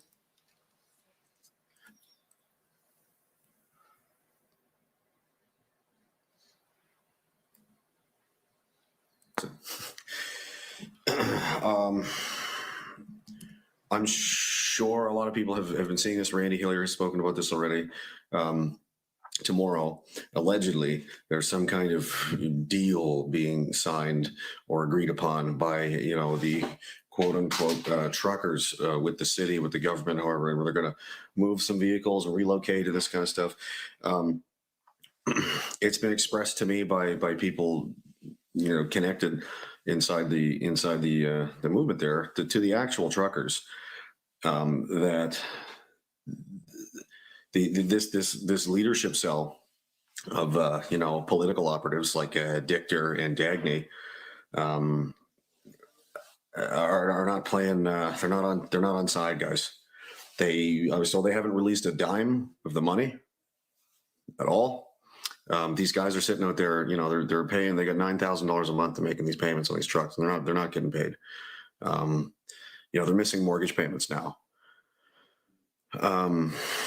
And this deal tomorrow is fraudulent. A lot of the names that are attached to it, That's good, people,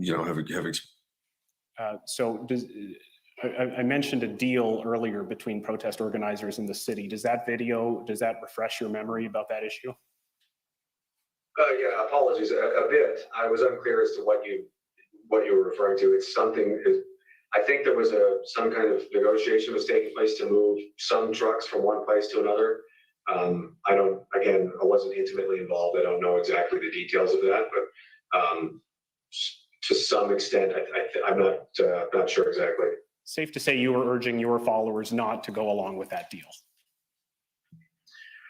I was expressing concern because at that time there was a number of names that had appeared that somehow had gotten into the leadership cadre or something, as you could describe, that I was very skeptical of their intentions, and I had some skepticism and fear that this was things were moving in a malicious direction.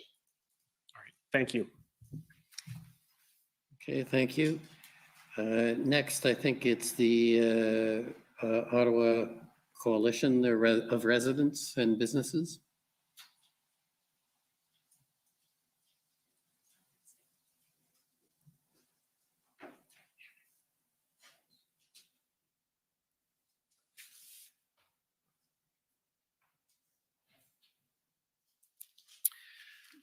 Good afternoon, Mr. MacKenzie. I'm not sure if you can see me there. My name is Paul Champ. I'm a lawyer for the Ottawa Coalition of Residents and Businesses, the people from downtown Ottawa.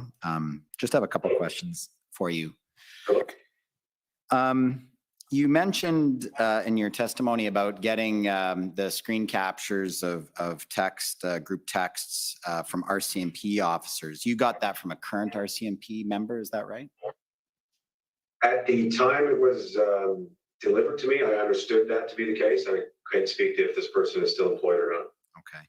And do you occasionally have interactions of people who are fans or interested in what you say or supporters who are current members of law enforcement?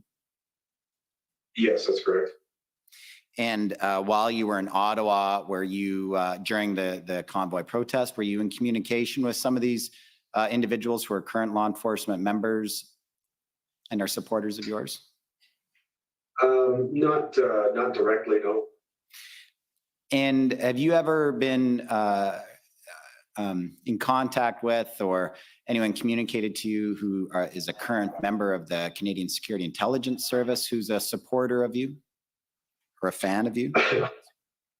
No, I've actually made numerous overtures and offers to speak to the Canadian Security Intelligence Service to try to shed some light on myself and this community that they seem so concerned about. And as of today is the first day that I've ever been asked a single question by anyone in any official capacity about it. Right. And you mentioned that you had 3 or 4 people, or sometimes as many as 20 people staying with you in the same location in Ottawa. Is that right? Correct, yes. And those were up to 20 people who were supporters or fans of yours? Yes, that's correct. And some of these people were former members of the military or current members of the military? Veterans like yourself? Do not think so. I'd have to go through a list and refresh my memory, but no one's jumping out at me. I don't think so. I believe they're all civilians. Okay. Did any of them bring any firearms with them? No, sir. I actually went out of my way to make sure that was adamantly very clear that would not be something I would endorse, and is not a good idea. And again, would be a very dangerous situation. It's illegal and it's undermining the objectives of the protesters. For sure. Yeah, you were concerned about that, right? That some people in the protest might undermine the purpose of the protest by becoming violent. And you didn't want that to happen, correct? That's correct. And that's why you made that message out to people to not be violent. Is that right? Yes, sir. Because you knew some of the people who were there could be volatile and could be violent. Is that right? I understand that in great numbers of people and tens of thousands of people, there is always going to be outliers of folks who, may be unhinged, they may be mentally ill, there could be any number of factors that may contribute to something. And I was just doing my best to mitigate any potential, any influence that I have to try to, push things in a positive direction rather than, say nothing or worse, contribute to, something negative happening. And when you were in Ottawa, did you have contact with Mr. Randy Hillier? I met with Mr. Hillier once, maybe twice. He didn't have much of a voice. He was feeling under the weather, but yeah, I met him once or twice. While you were in Ottawa? Correct. And when you got the information about the RCMP text, did you pass that on to anyone in the convoy leadership? No, sir. I looked at it. I sat with it for about 10 minutes, and I just decided to publish it on my Telegram page for everyone to look at. And from there, it went to Counter Signal, Key and Bexley, Rebel News took it, various other independent journalists and so on took note of it. Notably, the legacy media, CBC, and so on did not comment or provide any coverage or insight of that. But I simply just put it out there, and it went off on its own into the wild.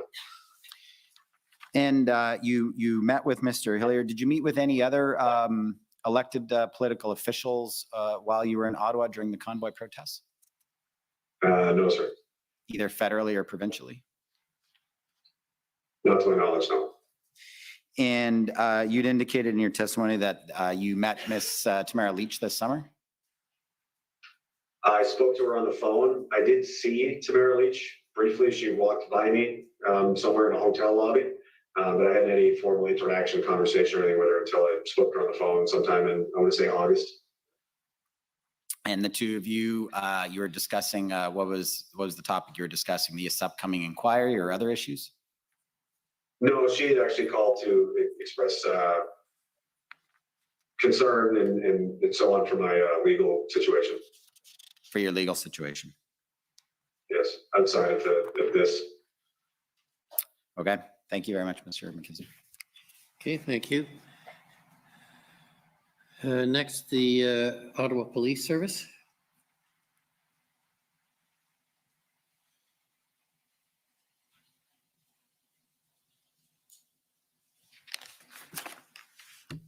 Good afternoon, Mr. MacKenzie. My name is Jessica Barrow, and I'm counsel for the Ottawa Police Service. Can you see and hear me all right?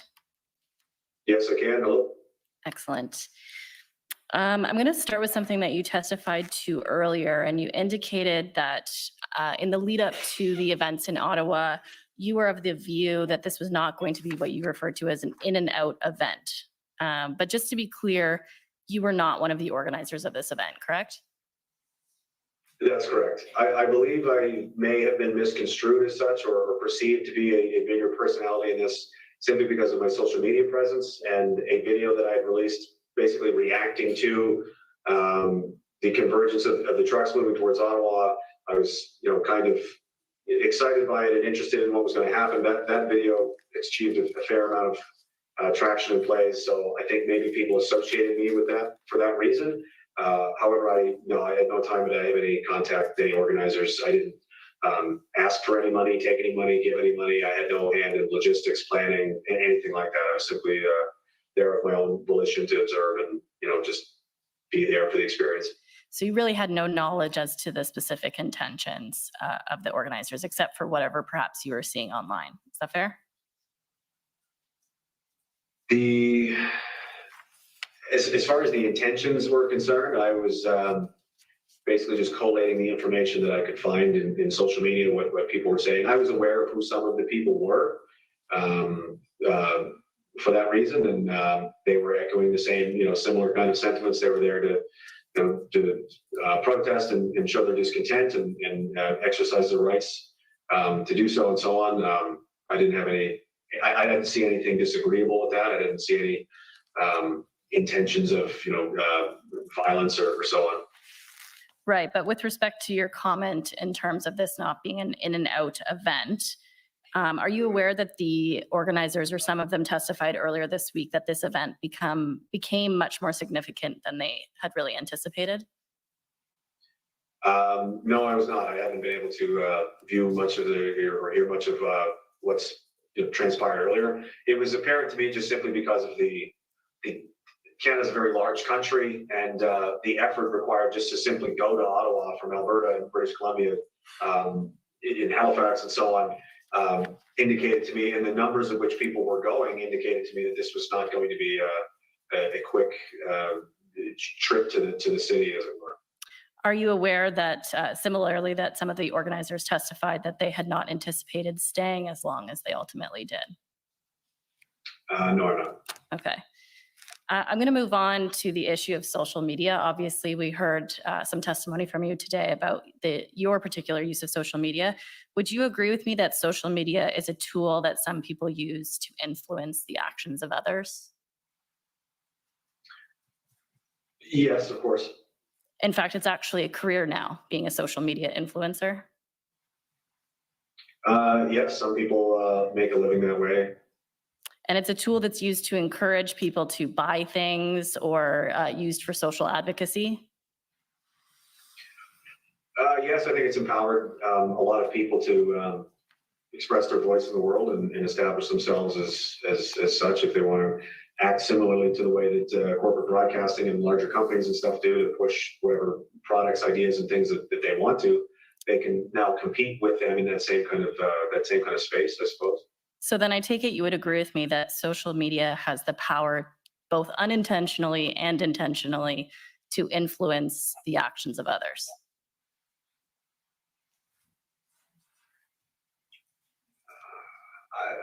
I would say that anything that anyone is paying a large amount of attention to. If you just hold on a moment, your counsel is standing up here. I'm not sure social media can have an intent not sure the question is precise, and I'm not sure how relevant it is in the circumstances. Perhaps social media users could have that kind of power, but my client, I don't think it's fair for him to testify about the power that social media has in terms of intent and lack of intent. I was speaking specifically to social media influencers, but I'm happy to be more clear if that's required. I think we have to be more clear. Social media is something we should be looking into, but Sure. you could try and rephrase the question. Happy to. So to be clear, Mr. MacKenzie, I'm speaking obviously specifically to the users that are using social media. And in terms of influencing others, my question was, would you agree with me that those using social media can both intentionally and unintentionally influence others? Yes, of course. I would imagine that any form of media, whether it's social media, television, movies, music, and if they're inundated, especially in sort of a way that becomes a large focus of their day-to-day lives, then it would have an impact on the way that they view things, of course. And you indicated earlier that depending on the platform and depending on the specific post, that anywhere between tens of thousands to hundreds of thousands of people have followed you. It's unclear. There's no real way to measure, but tens of thousands would probably be a fair assessment, yes. I think you may have indicated that one of your YouTube videos may have garnered up to 500,000 views. Do I have that incorrect? No, several of them have in the past, yes. Okay. So I'm not going to take you to this specific document, but for the record, it's OPP 835, and it's a document published by the Canadian Anti-Hate Network, which I take from your earlier testimony you disagree with, but it describes Diagolon, also referred to as Plaid Army, as a conspiracy-based network that is increasingly evolving into a militia comprising neo-fascists who anticipate a violent revolution which they will seize power. I take it you disagree with that assessment of the organization. Is that fair? Yes, I disagree, and I don't agree that this is my imagination is an organization of any kind. I'm not clear on what neo-fascist accelerationist means. And in my opinion, the Canadian Anti-Hate Network is not a credible news or information research source. Fair enough, but I take it you would agree with me that at least some people might interpret your messaging in that way, because obviously the Canadian Anti-Hate Network does. Again, sure. I can't control how people interpret or don't interpret, any number of things. I can only control the things that I say and conduct myself the best that I can. And if it's interpreted the wrong way, then I'm happy to clarify. But I can't, again, be expected to control the interpretations of other people. Fair enough. I'll just ask one more question because I believe I'm getting the signal that I'm out of time. But as a follow-up to that, there were a few veiled references to violence that we saw earlier council take you to, and you indicated in response to those that it certainly wasn't your intention to promote violence and that your followers would know that. Is that a fair assessment of your answer? Yes, I think so. But it's true that you have not obviously spoken to all of your followers, right? Well, I don't exactly take attendance, so there's no way to know who is listening to me at any number of times. All I can do is use my platforms accordingly, and if it's listened to or not by individual people is not within my control. And so you obviously couldn't know how they're interpreting your message. No. Okay, thank you. Those are my questions. Okay, next is the Ontario Provincial Police. Commissioner, I have no questions. Thank you. Okay, next is counsel for former Chief Slowly. Commissioner, also no questions for the witness. Thank you. Okay, next is the Government of Alberta.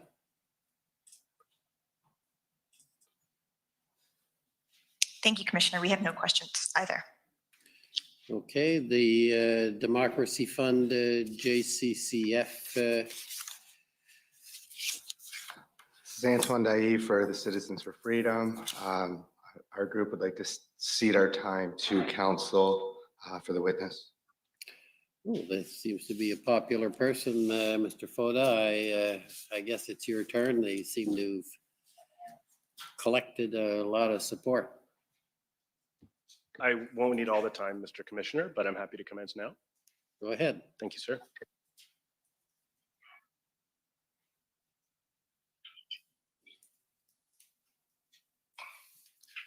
Good afternoon, Mr. MacKenzie. Can you see me? Yes, sir. This is the first time you've seen me actually on video.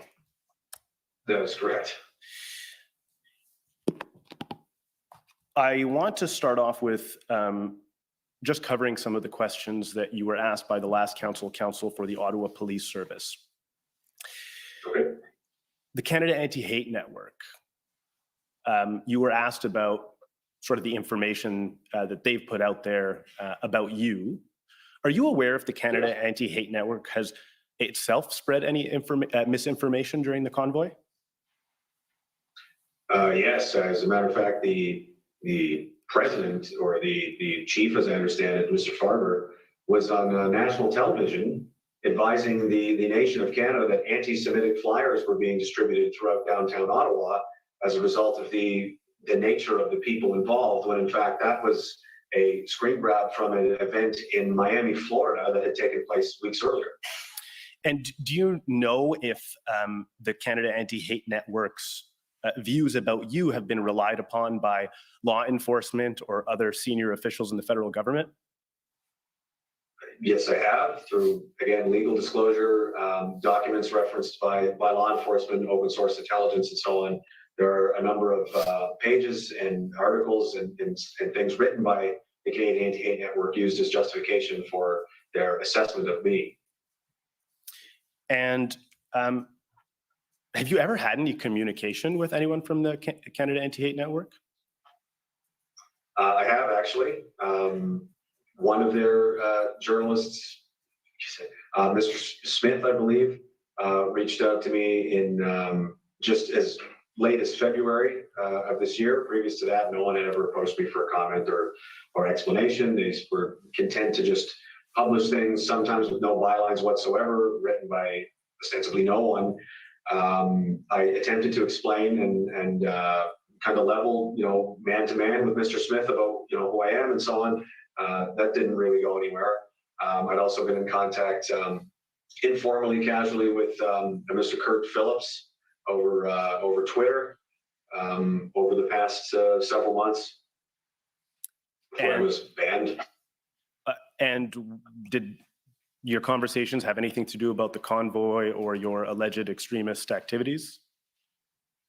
No, they were pretty casual in nature, just about kind of surface level things about other personalities and stuff.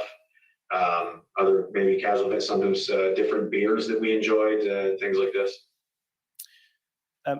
You were asked questions about social media and social media influencers and their ability to either unintentionally or intentionally influence others. What are your views on legacy media being able to do that? Well, again, yeah, with seeing the size of the platform that it has and the amount of funding that's being dumped into it from the Canadian taxpayer, it's one of the bigger microphones that exists, and it's my opinion that it has an extreme amount of bias and has been almost weaponized in that way to push state and government messaging, to influence and perhaps correct the way that people are thinking as it benefits the people that pay their bills.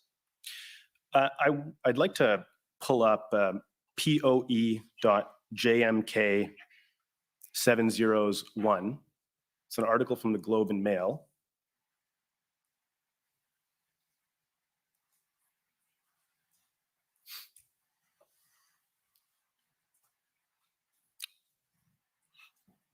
Can you see this article on your screen, Mr. MacKenzie?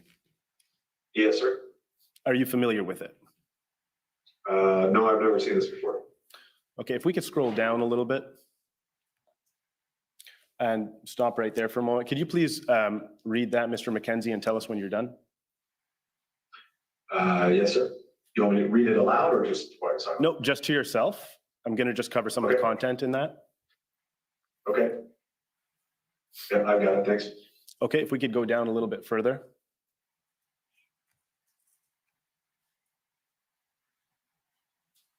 Okay. And a little bit further.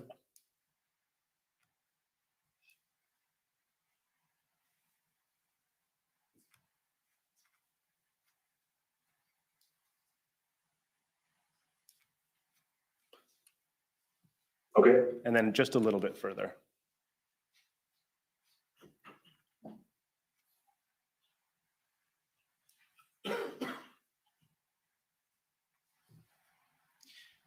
Okay. So this was an article that was published around February 16th after the Emergencies Act was invoked by the government. Okay.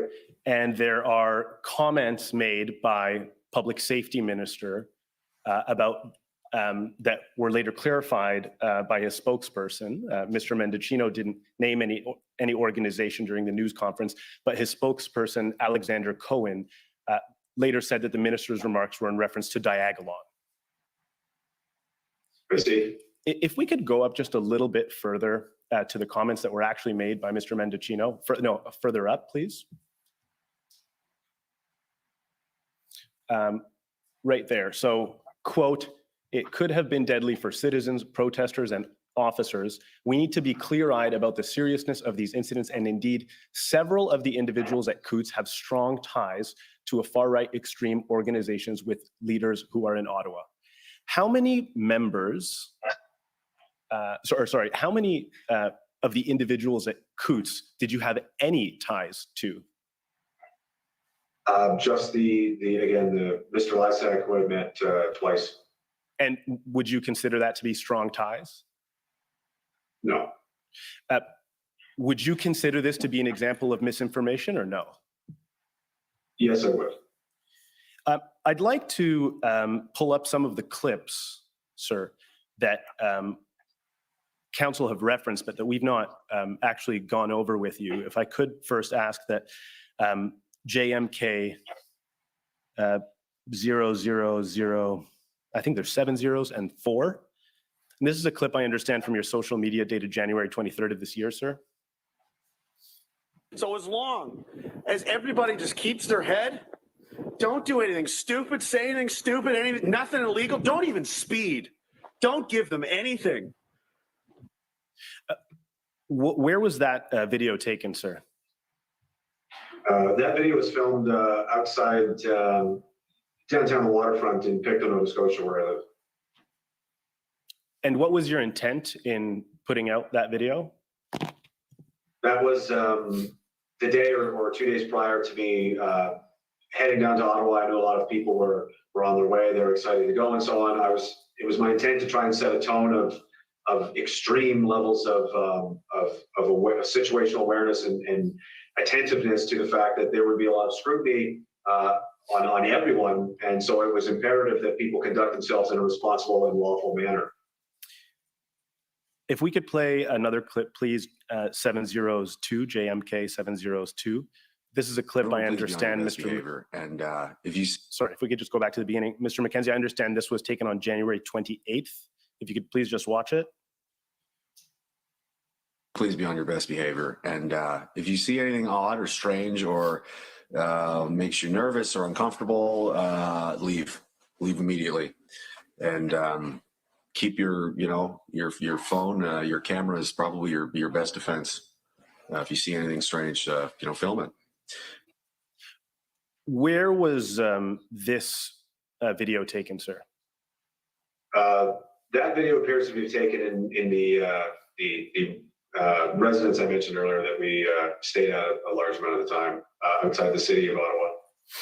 And what was the message that you were trying to convey? I was just trying to keep people safe, and again, if they know, I obviously wouldn't want them to intervene into something that seemed, unsafe or dangerous. But if they could, I believe that as dangerous as they can be, the smartphones that people have can be their best defense. They can film what's happening around them and protect themselves in that way. And if they were to encounter or see anything disturbing or frightening or alarming, then they should leave and get away from that, and then potentially even report it to authorities if necessary. Speaking about reporting things to authorities, have you ever reported extremist behavior to authorities? Yes. Can you please tell us about that? One example, let's see, would have been fall, I think, of 2021. There was a group online identifying themselves as Lynx something. It was armed men in the woods with masks. One of them specifically said, this is a call to arms, which, as I understand, is an illegal thing to do. It was very clear that they intended to, we're promoting the idea of arming people, arming citizens. I think it was an acronym for Liberate Your Neighborhood or something like that. And to engage the forces of the state in violent confrontation. They were commenting on my videos and inferring that they were trying to connect with me and so on. I found this very alarming, and again, putting potentially myself at risk, but other people that follow me and it could be exposed to this and ensnared in whatever was going on there. So once I became aware of the video, I immediately called the mounted police about it. And did you receive a response? I did. They called me back. They asked me, what I knew about it. If anything, I said, all I know is what I've seen on the internet. I'm simply bringing it to your attention because if I were you, this is something that would concern me. And that was pretty much the end of that interaction. I'm not sure whatever took place after that, but. You didn't have follow-up after that? I don't think so. I think there was one constable from Saskatchewan that may have called me to say they may have more questions in the future, but that was the end of that interaction. Were you willing to have a continuous relationship with law enforcement to assist them in identifying legitimate threats to public safety? Of course, if there was anything for me to give them or assist them in any way, I would have, yes.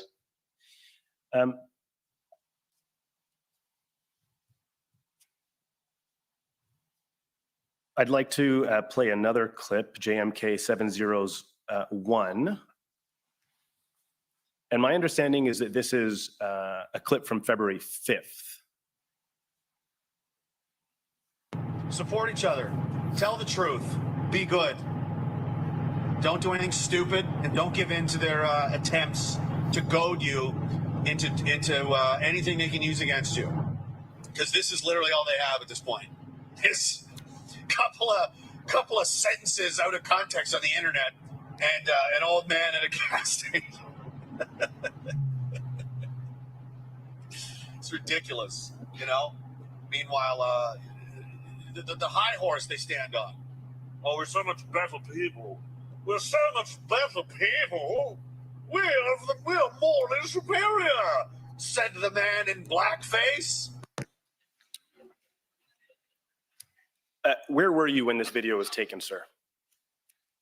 I believe I was traveling back to Ottawa from the Maritimes. Okay. Can you please tell the commissioner sort of what your itinerary was during the convoy protests? From beginning to end, or? Yeah, my understanding is that you were not in Ottawa the entire time. Can you sort of just go over in general terms your itinerary?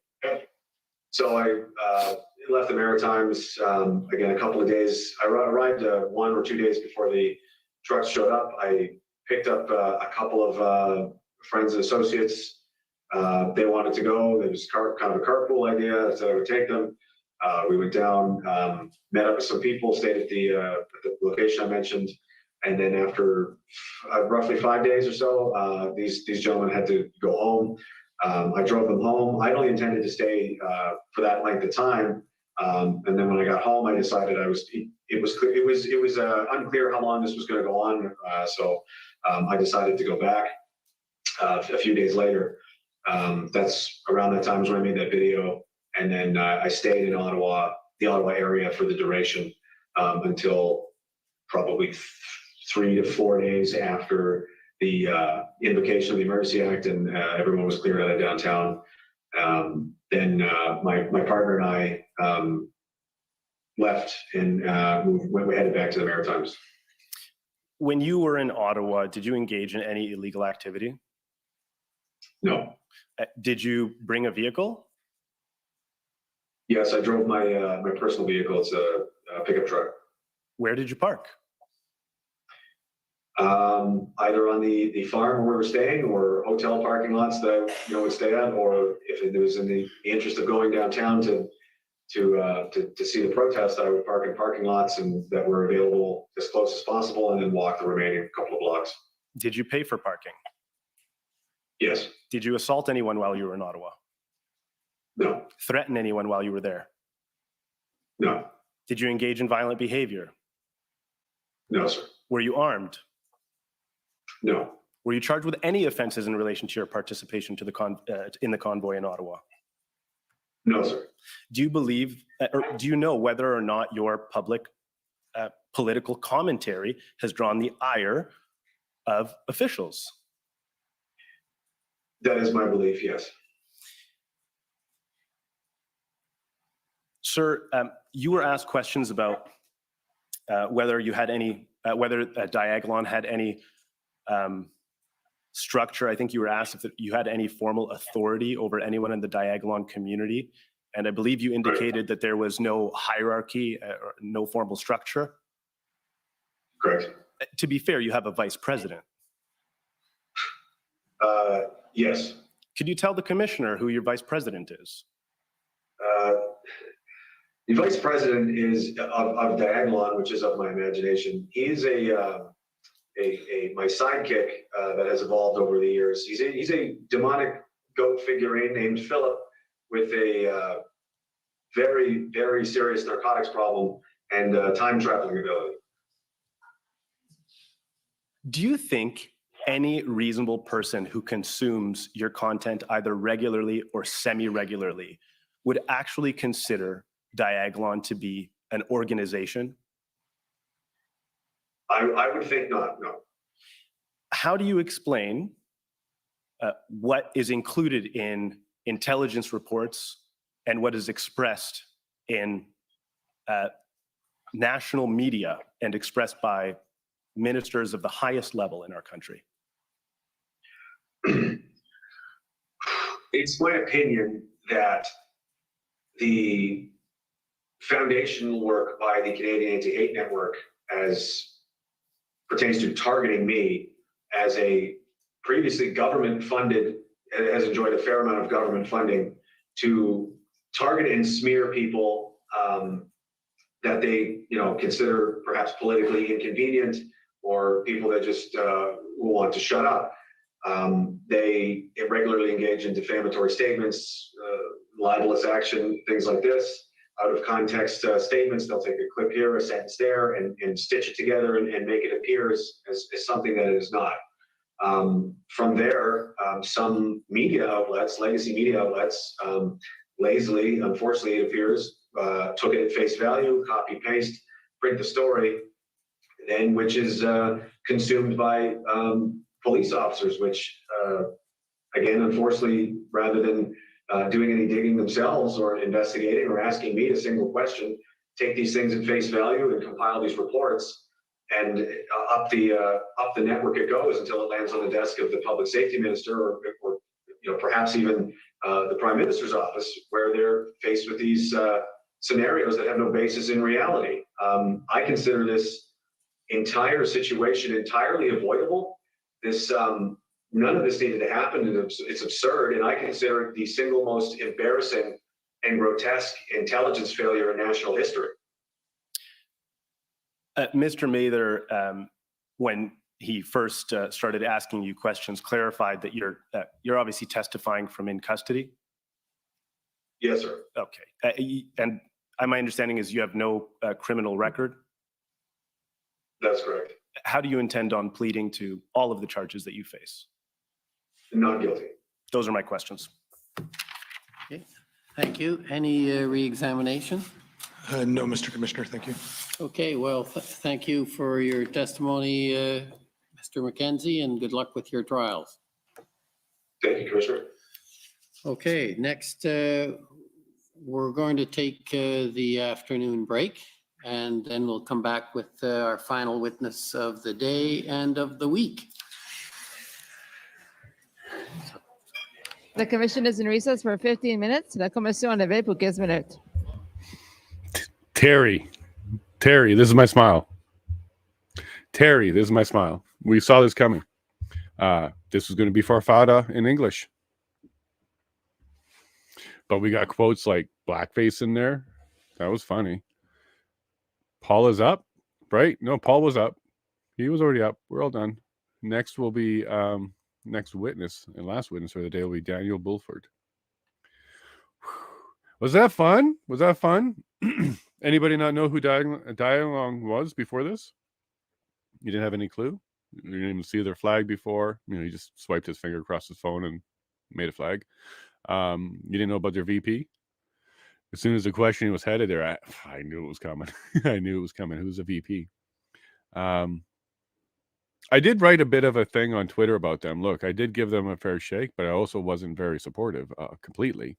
I took a little bit of heat because, you know, I'm trying to be biased and not have an opinion one way or other.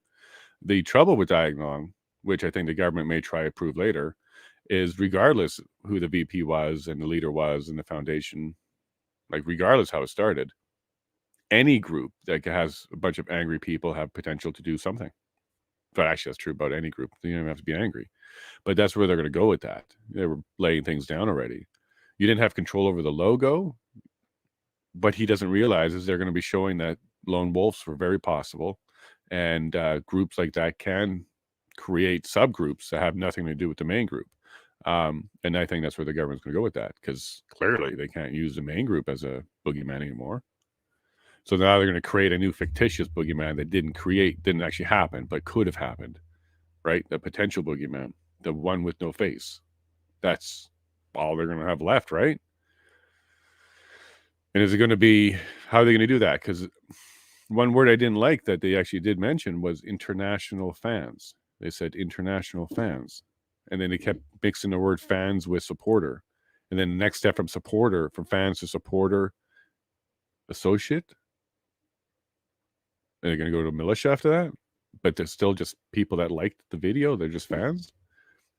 I can see that. Like if you were trying to construct another type of boogeyman, and then to justify some actions that you're so scared of them on, you can't use the real one because there is none. So you have to create one. Maybe. It won't work though, guys, because it won't work because we have so many laws that even tackle invisible boogeyman. Like, what's the problem that you are worried about the invisible boogeyman? As soon as they touch Canadian land, arrest them? Well, then do so. Or if this invisible boogeyman materializes and gets a van and does something silly, deal with it. What is it that you have to actually deal with when they're invisible or haven't happened yet? That's not an EA level anything, ladies and gentlemen. Not an EA level anything. Antifa, there you go. Come on, Canadian David. You're right. Like, and didn't we see this kind of happen already? Who's familiar with what do you call it? The Proud Boys? The Proud Boys. Who's familiar with them? Especially the Canadian version, because they're on a terrorist list of some sort in Canada. They're on, like, officially named as an organization to be concerned with. But who knows actually who they are? They're supposed to be a white supremacist group, right? But I believe their founder isn't a member of that group. So that just fell apart there. You know, we have that in Canada. We actually listed them as a group here. Dialong going to be on that list too now? Because again, potential of something. Are you going to put independent journalists on there too? Because I have influence. What is this influence stuff they're talking about? Social media influence is now a type of terrorism? Is that where they're headed with that? What are they trying to say? Because you have millions of people watching you, you can now direct something? Well, what is the government then? What is the government? Are they the same thing? A massive influencer using all state media to influence people? Are they calling themselves out, but not calling themselves out? This is weird, isn't it? We had a lot of Kim Kardashian thoughts in our minds because, well, You're calling for influencers now? My gosh, have I stepped into a role of something here? I'm just trying to reach people, talk the truth, connect with people, show myself. Is that now the prerequisite for terrorism? Domestic terrorism? Do you guys consider me a terrorist? Probably not. Don't get me really mad and hurt my family, and I'll do whatever I can. But no. And do you guys consider yourselves followers of terrorism because you are going for non-mainstream media? Look, this is pretty ridiculous. And they're starting to talk about things like number of likes, and your video got 500,000. And you see where they're going with this? And I kind of critiqued JJ McCullough, he's a very cool social media influencer, YouTuber for Canada. And he went to the House and he kind of talked to them about why you shouldn't be doing Bill C-11. Fortunately for him, one of the talking points he used was the massive amount of videos and views Canadian content makers get. And he was using words like billions. 350 Canadian content makers do over 1 million subscribers. That's why C-11 is in place there, JJ. It's in place because it's a massive amount of messaging they don't control. Had you walked in there and said, look, 5 people and my brother are only people on YouTube, they would have been far less interested. Not your fault, dude, because you're just telling the truth. And not your fault, dude, because you're actually trying to tell them how important content from Canadian creators is. But that's not how they see it. They see it as an enemy. You can see how lawyers think sometimes, right? They had one story about a girl wearing a Truck Trudeau shirt. That's what it said, Truck Trudeau. And then the lawyer twisted that into indoctrinating a child against government. It said Trudeau. So it didn't say government. It said Trudeau, which is a current leader, not even the entire Liberal Party, just a current specific person. And they twist that into, well, you're indoctrinating children into anti-government thinking because they're wearing a Truck Trudeau shirt. So look, these are the people who are kind of controlling us, aren't they? And they got the mindset of notices are something that you should be listening to. If there's a protest, we can go and identify one group and get them to force and control everybody else. This is the way they're thinking. They're not even being shy about it because they can't. This is the way they think. So this is the words they use. But I think we're winning. So two boogeymans gone. Jeremy did a great job. We didn't lose his cool at all. I think they were intimidated by him. You had a little bit more than normal not to come up. And then you had all the liberators and the freedom people all consolidate their time to one dude. That's showing, he's showing the unity there on that front there.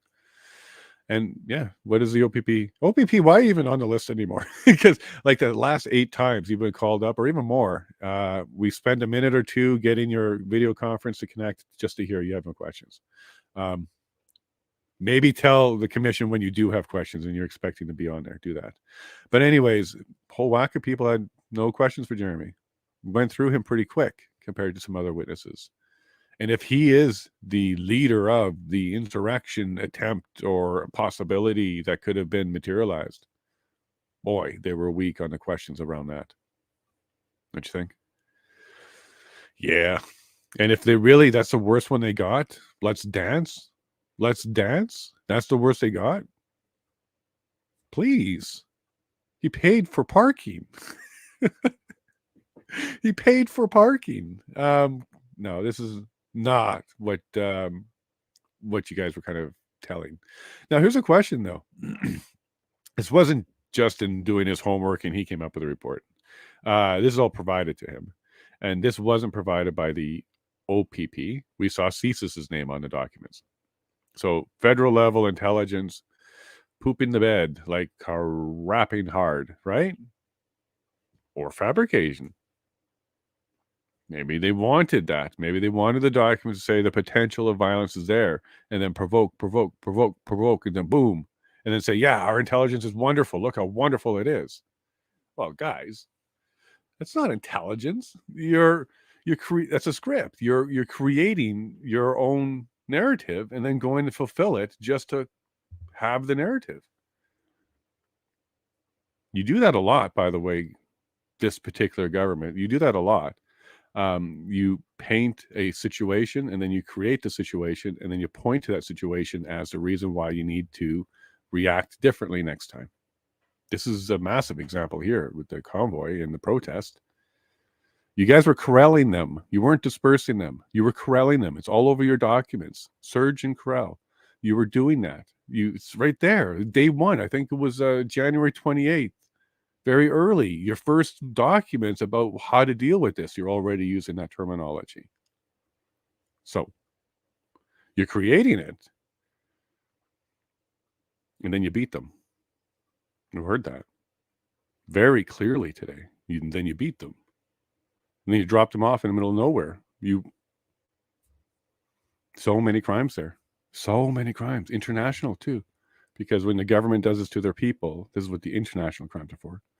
But I want to caution you all. Let's not try and do that. Because that might be the ultimate goal. Have countries now begging for international courts and support.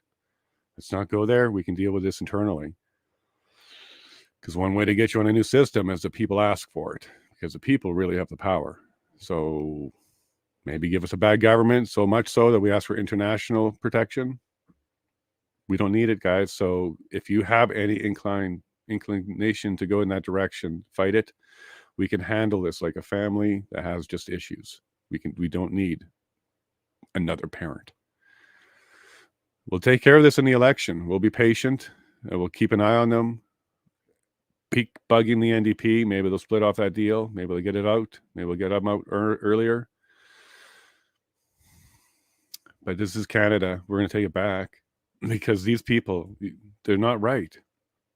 And then we have to have a conversation with our police force in Ottawa. I'm not seeing the same thing in Windsor and Toronto. So there's something special about the OPS. They maybe should be looked at a little bit closer. Sorry, I think Jeremy did a great job. I think our witnesses today are great. I don't know very much about the next witness, Daniel Bulford. He's the last one. I kind of want to keep it that way. I don't want to form an opinion. I just want to keep it open mind, go in and see what we have. And then finish off our day with the Brady Bunch. We're going to do that. So I will be sticking around for that. And we'll give it a shot. To those that don't know what it is, I'm going to put a link where you can join my studio and we'll sit and chat. And then for the 47 who are here, this morning I had quite a few, where did that page go? Quite a few people send me a link to the People's Inquiry that's being put together for the inquiry into COVID, Preston Manning inquiry. You guys are familiar with that? Well, you should check it out. I'm going to get the link here.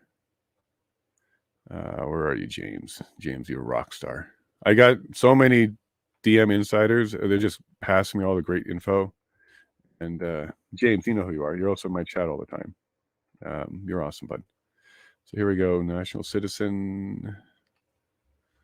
So let me share this website with you all.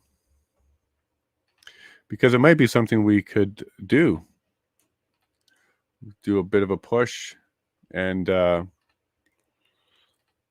another inquiry going. And what I like about this particular inquiry is they're not using the system. This is a citizen one. This is one where we're going to be doing it. I think the inquiry is about to come back because the video did. So keep an eye on that. But check this out. I'll throw it into the chat right now, the link. Check this out. Barbara, yeah, I got 4 people that sent me the link in my DM. So sorry, Barbara, if I didn't mention you, but yeah, there was 4 people. So some people that heard the video, because I said, hey, everybody got the link, send it to me. And this is what's wonderful about Canada, is that's exactly what happened. I got sent the link. But check it out, folks, because at least sign the petition. Okay, at least sign the petition. But I've also started to look into the suggested commissioner. I actually qualify for it. You don't have to be a judge. You don't have to be a lawyer. But you do have to have some relevant experience and journalism, law, policy, and those are 3 of them that's on there. So I do qualify. So what I'm thinking about doing is I'll put together a page on my website because they require quite a bit of information about me for you to fill it out, like my birthday.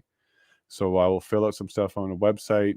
I'll give it to you all. And if you think an independent journalist / politician / legal guy like me could also contribute, they're looking for 5 commissioners for this. And they're all going to be citizens. I'll throw my hat in. And if I'm selected, I'll be honored to do it.